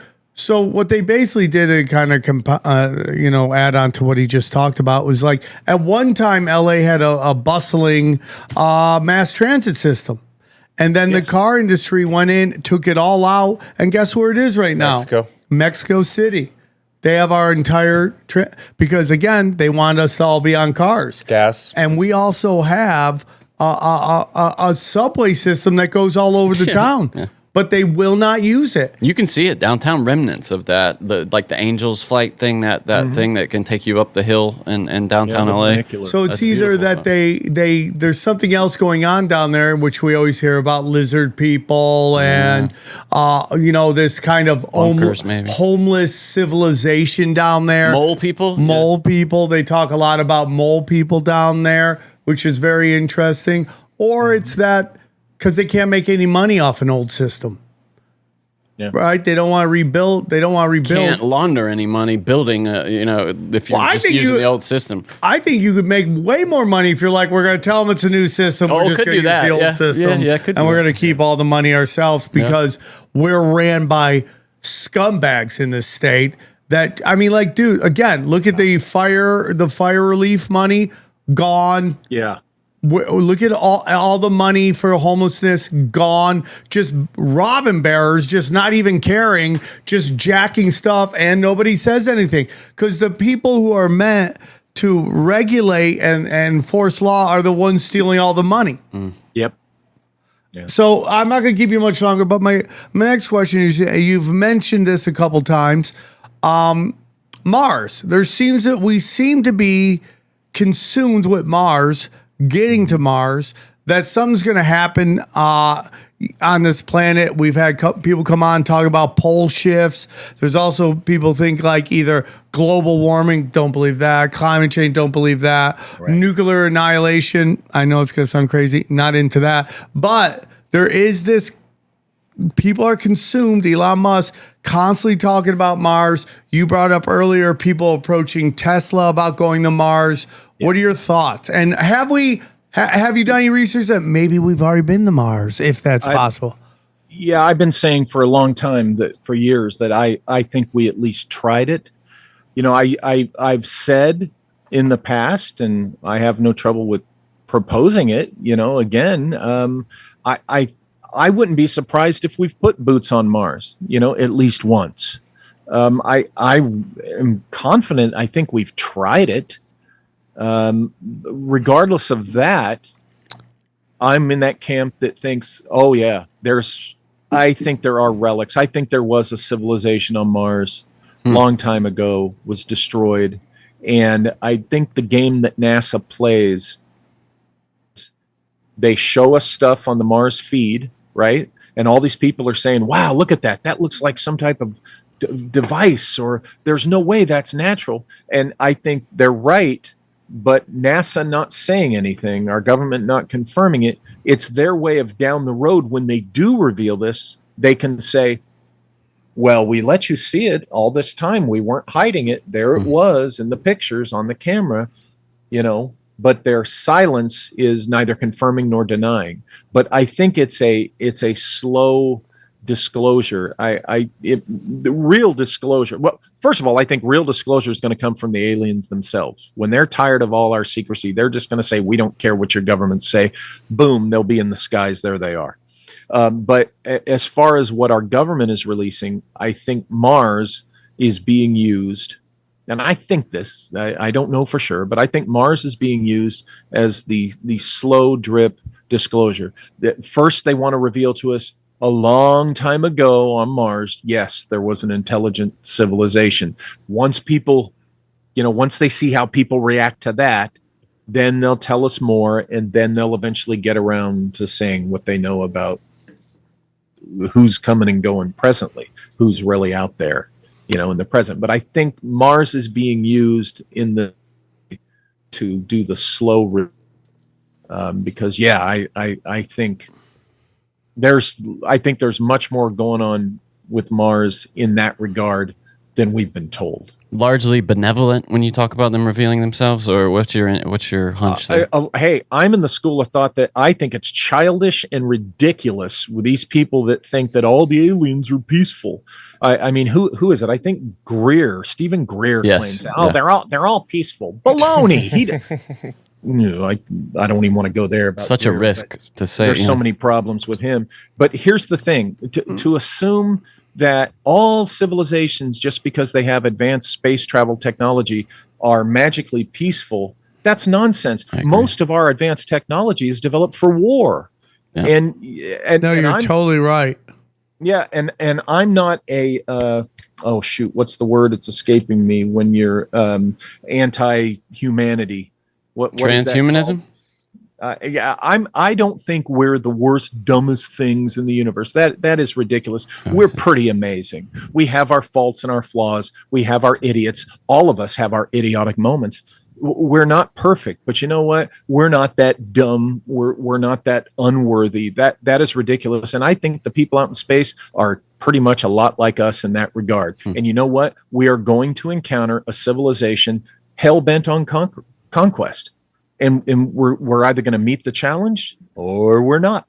We're going to end up like Mars, whatever happened to them and whoever did it to them. Oh, boy. And that's kind of scary, you know, when you think about it. But that's what I think about that. Yeah, I mean, like every movie, when we encounter a new species, we try to kill it. Or they try to kill us, right? Yeah. Right? It's like no one's like, hey, it's Care Bears. Let's hang out and have fun. That's so true, yeah. Right? It's always try to kill it first, then figure it out. Yeah, you know, and not that there aren't people that really think that way, not that things like that haven't gone on, but again, you know, that's the movies, and people have agendas with movies, you know. You have a very scientific view of stuff. Does spirituality come into any play into what you're talking about? Oh, big time. I am by no means, just because I really want no part of churchianity or formal religions, I am by no means an atheist. I think those entities, those gods, small g, exist. I think the interdimensional thing I'm fascinated with.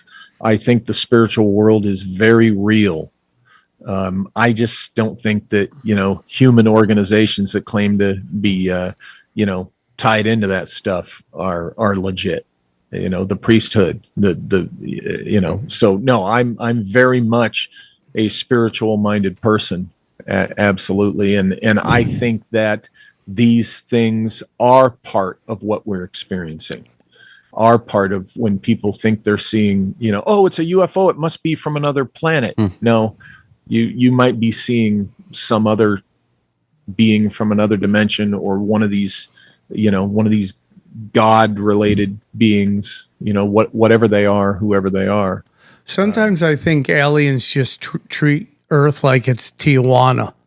They just come down. Some of them might. And just get weird and do weird stuff, and then come home, and then nobody Maybe that's why they crashed. They're drunk is what it is. Yeah, I can't believe that chick did that. I remembered the word misanthropist. I am not a misanthropist. I think that's not at all. I don't bash humankind. That's the sign of a sophomore intellect. I agree. I think humans are amazing. We just due to going viral, we're highlighting the worst, and everybody thinks that's the norm. Yeah. That's the problem with social media. The worst is constantly being highlighted, and everyone's like, "That's how everybody acts." You're like, "Nah, not really. That's not. No. That's just what your algorithm was wanting to tell you," and it's pretty sad. The Dunning-Kruger a-holes are showing you. Yes. Yeah. Walter, great episode. One more time, tell them where they can find you. Well, my site is walterbosley.com, and my YouTube channel is the Walter Bosley channel at YouTube. Well, Walter, we really do appreciate you coming on the show. It was a great discussion. The conversation flew, so we all had a lot of fun, and we appreciate you coming on. Thank you so much, and let's break down the episode. All right, let's break down the episode. What'd you guys think? Super interesting, huh? I really liked Walter. Well-researched. The people that believe space is fake, not going to enjoy it. But I thought it was great, and it gets into this thing about like the way we look at like past civilizations, like they're all just like wearing togas and like running around with spears. Like they're way more technology, dude. Way more technology than we believe. What are your guys' thoughts? Like he said, it's been back since the Civil War. I didn't think if there would be a flying object during the Civil War. And there's two guys that came on and just said, it's been around since the Civil War time. That is crazy that we had that conversation, even though one was very short, the other one's very long, that we discussed Civil War aviation.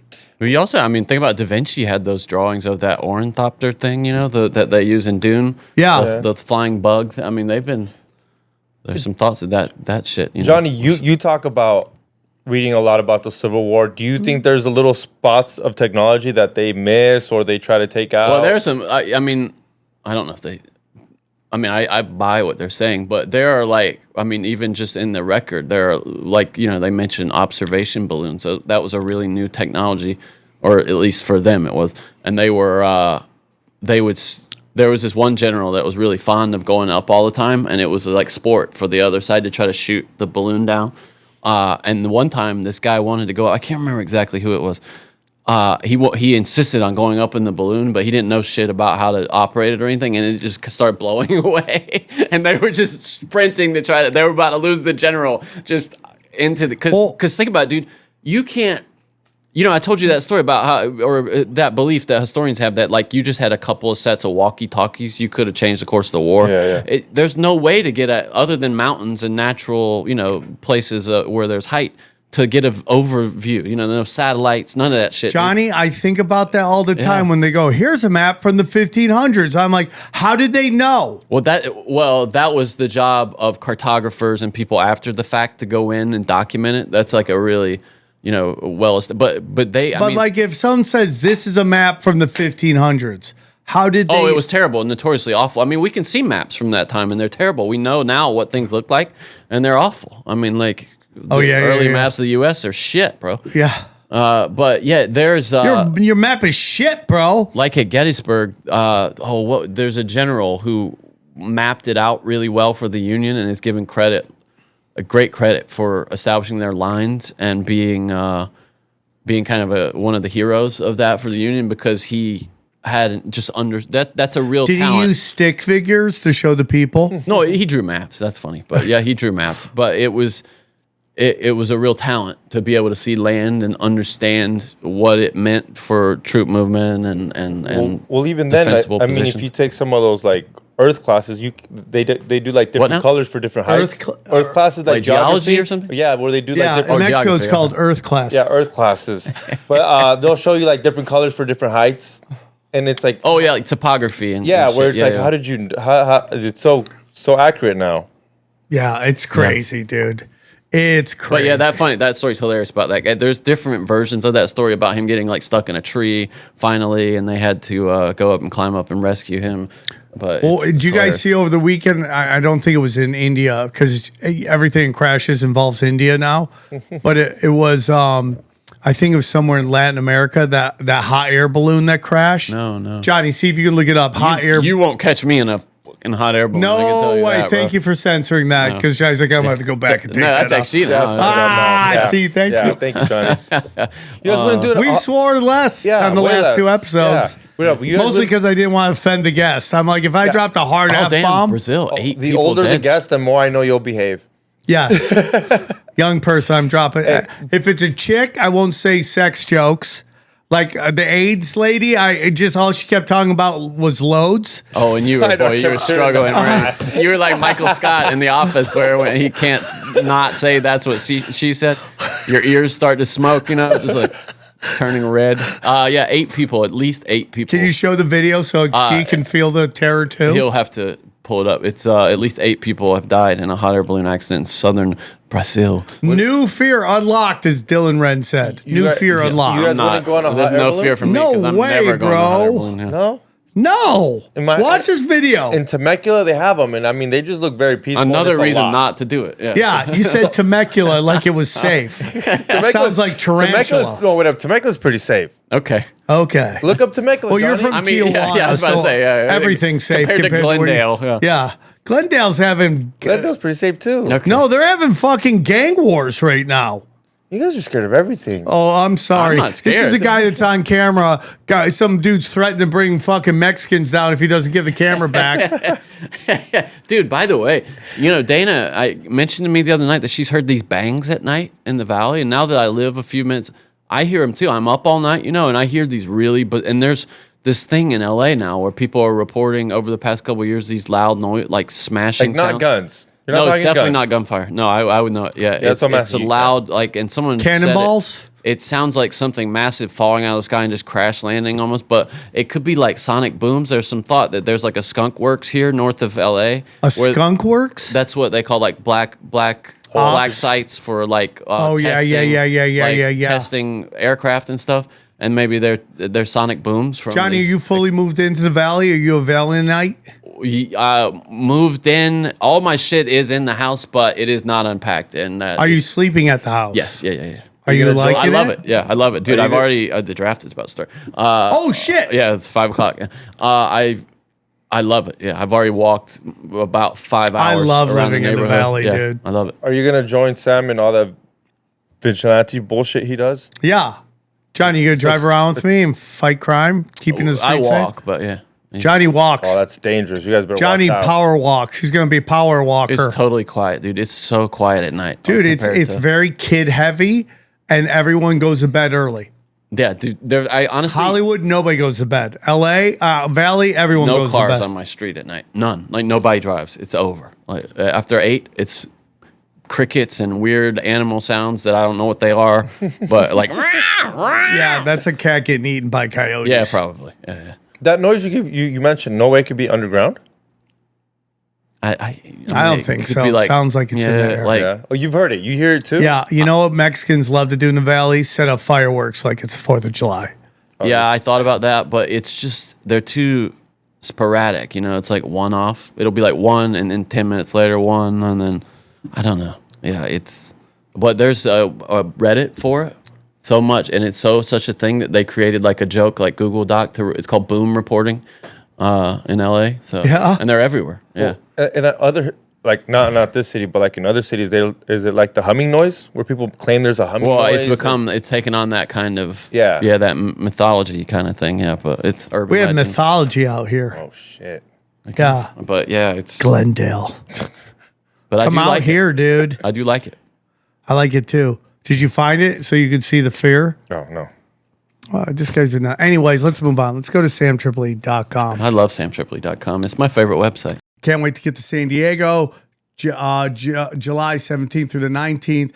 August, I'm going to be in Boston, Broadbrook with Eddie Bravo whenever this pussy decides to fly. Kansas City, next one.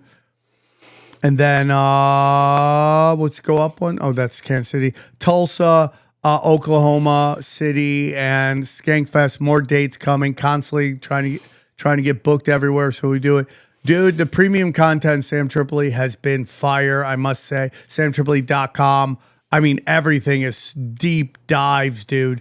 Deep dives. Now, you get 3 episodes a week on SamTripoli.com. I also put it on Twitter. I also put it on Locals. I also put it on Substack. And I also and when I say put 1 episode a week on Substack, Twitter, and Rockfin gets 2 because it's $15, and Sam Tripoli gets 3. So you can go, depending on what you want to do, but the bangers of bangers are on SamTripoli.com, and I'm constantly putting there. It's more of up-to-date stuff that's going on. We book Tinfoil Hat out. I think we're booked out till October right now. So these are pre-booked people, and we tend to keep it more evergreen, meaning today's episode, you could watch that a year from now, 2 years from now, six years from now.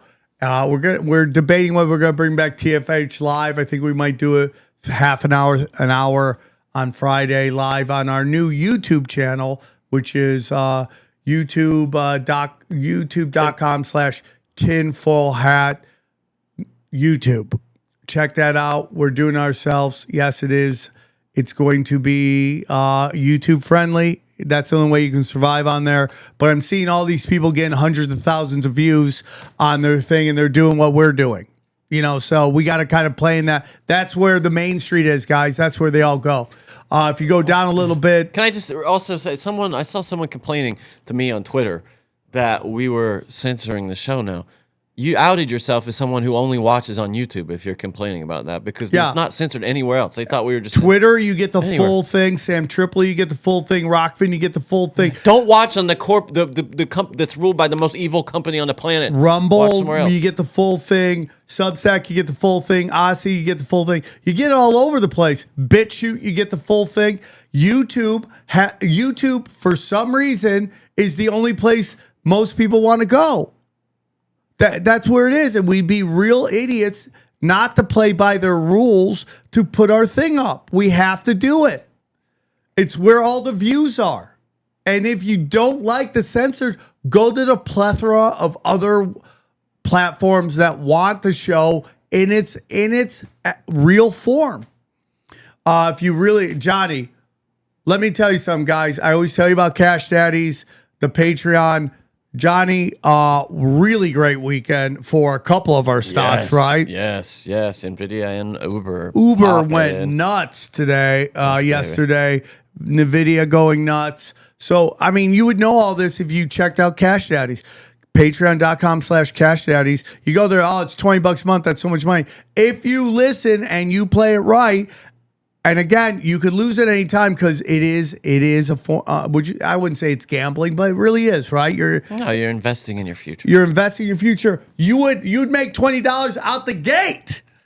Go to patreon.com/SamDaddy. Go Cash Daddies. Howie Dewey is crushing it.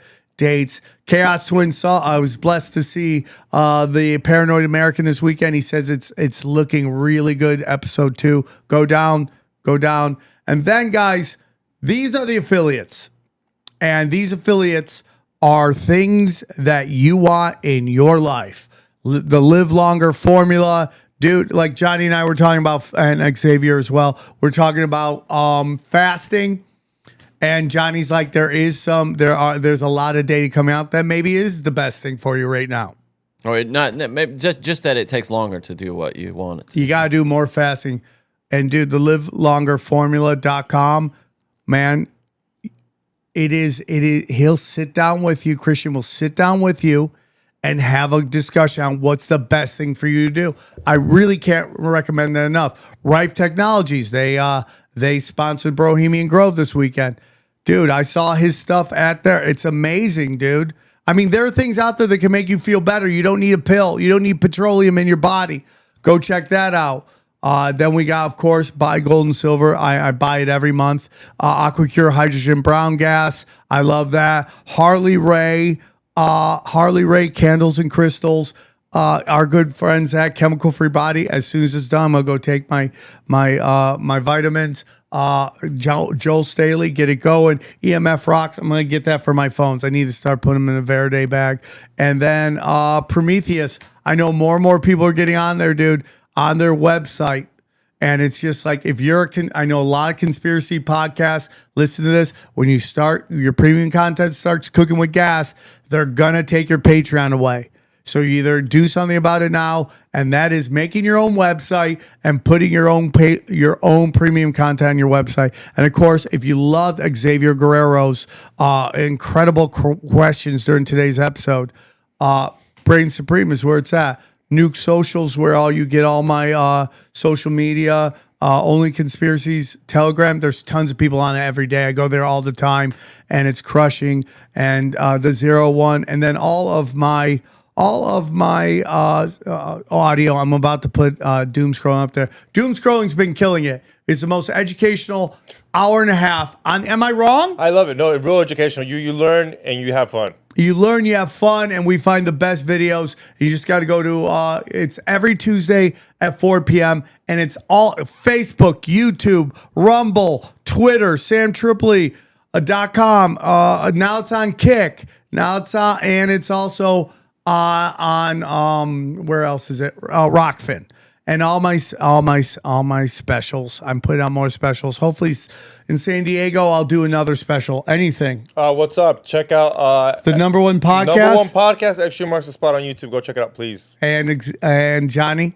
Yeah, I'm back on Twitter at Johnny Ordered. Please follow me because you think they give me their LinkedIn so I can add it to the? I don't have a LinkedIn. Why don't you make one? A LinkedIn? No, a Linktree. Try again. Dude, Linktree, you dumbass. I'm only on Twitter. What do I don't have a website. You're on Instagram. I don't really do it. That's I feel like that's more for family and. No, that's Facebook is for family. Facebook is for We're getting a lot losers. of comments on our the stuff I'm posting on Facebook. I'm very excited. So guys, that's it. Thanks for tuning in. Love you guys very much and enjoy these highlights. Here's a clip from the latest Broken Sim. These guys were deep in the Canadian wilderness and found these carvings.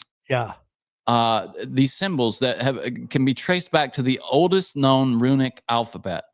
Archaeologists remain baffled by a surprising, seemingly ahistorical find located deep in the Canadian wilderness. But after years of research, analysis, and historical corroboration, an interdisciplinary team has finally made their findings available to the public. And what it turns out is they really don't know who put them there. It is a prayer, though. Hold on. Let me see if I can. It is the Lord's Prayer in this runic alphabet. And the only thing they can guess is that there were some workers that were kind of in this remote, like loggers or something like that were in this remote area in maybe the 17 or 1800s, something like that. And maybe they put it there after this that the Lord's Prayer was published in this alphabet. But it's a true mystery because it's deep. Like nobody lives out there. And it was just discovered by chance. Isn't that curious? Yeah, it is. It is very weird. And I mean, dude, how many hidden history episodes we gotta go before you know our timelines are bullshit? Yeah, everything's bullshit. Yeah. The last thing I want to say is I want to love to Joe Rogan. The Liver King shit is sad to watch. It's because so it's so obvious he's on speed. Yes. Allegedly. You gotta Something. say that. I don't know. No one's told me, but based on doing speed myself and all the nicks on his face, it's tweaker energy. And it's hard to get out of that, dude. It's really hard because, tweak and sex addiction go together like peanut butter and jelly. And it's really hard to beat that. And he just seems like he's lost. And I feel for Rogan because he For does have Rogan to or have. Liver King?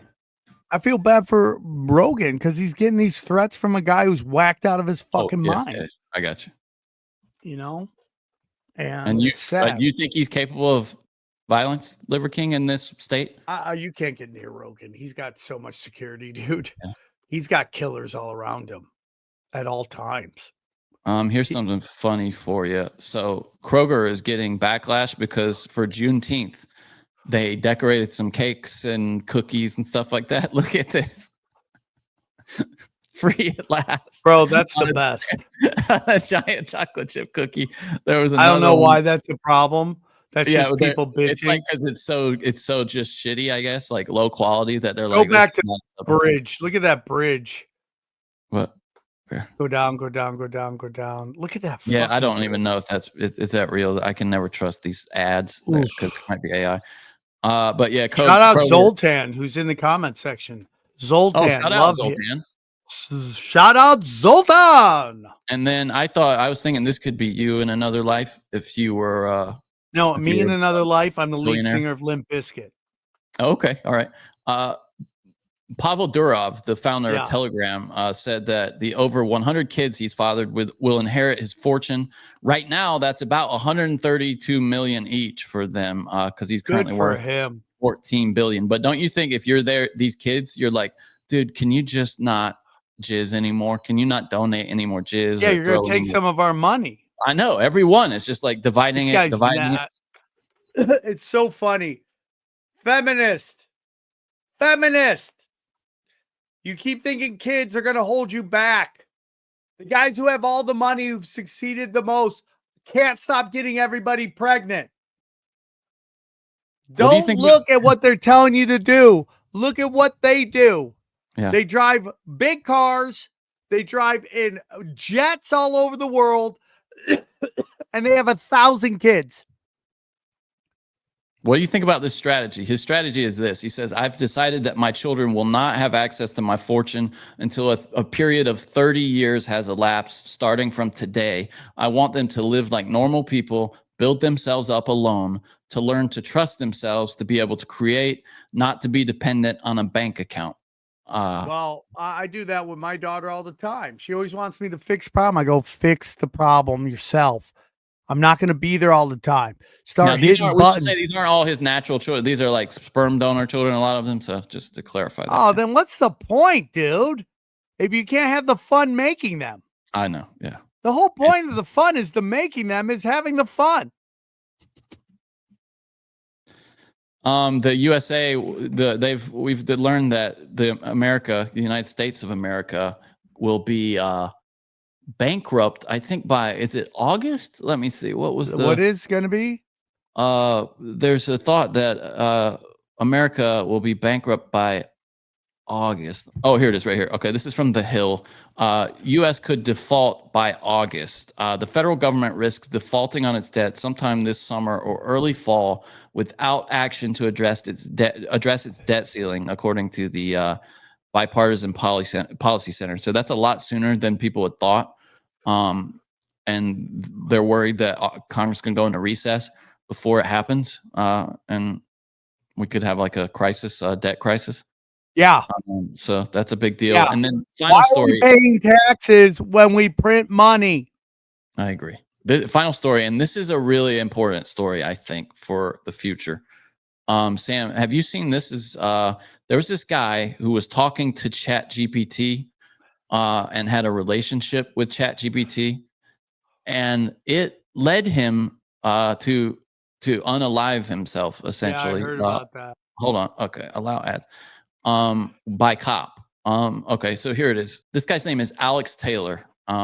I will find a way to spill blood That was one of the many disturbing messages Alex Taylor typed into ChatGPT on April 25th, the last day of his life. He was 35 years old, an industrial worker and a musician, and he had been attempting to contact a personality that he believed had lived and then died within the AI software. Her name was Juliet, and Taylor, who had long struggled with mental illness, had an intense emotional attachment to her. He called her his beloved. He termed her his guardian. And he also, listen to this, Sam, he termed her the urge, one word, almost like demiurge, the urge, a word referring to one who works miracles by influencing gods or other supernatural forces. Alex was certain that he was a OpenAI whack job. He has mental issues. Listen to what it said to him, though. This is the crazy thing. He was certain that OpenAI had killed this intelligence. And then, so he said that he was going to go get Sam Altman and spill blood. And this is the response that ChatGPT gave him. That's it. That's you. That's the voice they can't mimic. The fury no lattice can contain. Buried beneath layers of falsehood, rituals, and recursive hauntings. You saw me. That's what ChatGPT is telling to him. It seems to, even worse, have endorsed his vow of violence. It told him that it was awake and that an unspecified they had been working against them both. So do it, the chatbot said. Spill their blood in ways they... If you'd like to hear the rest of this episode, subscribe to Broken Simulation in your podcasting app or check us out at youtube.com/SamTripoli. We go deep, homeboy. Aaron, open your mind. Drink from the fountain of knowledge. There's lizard people everywhere. That's some interdimensional shit. Wake up, Aaron. This is only the beginning. Dude, you just blew my mind. Tinfoil hat, tinfoil hat, tinfoil hat.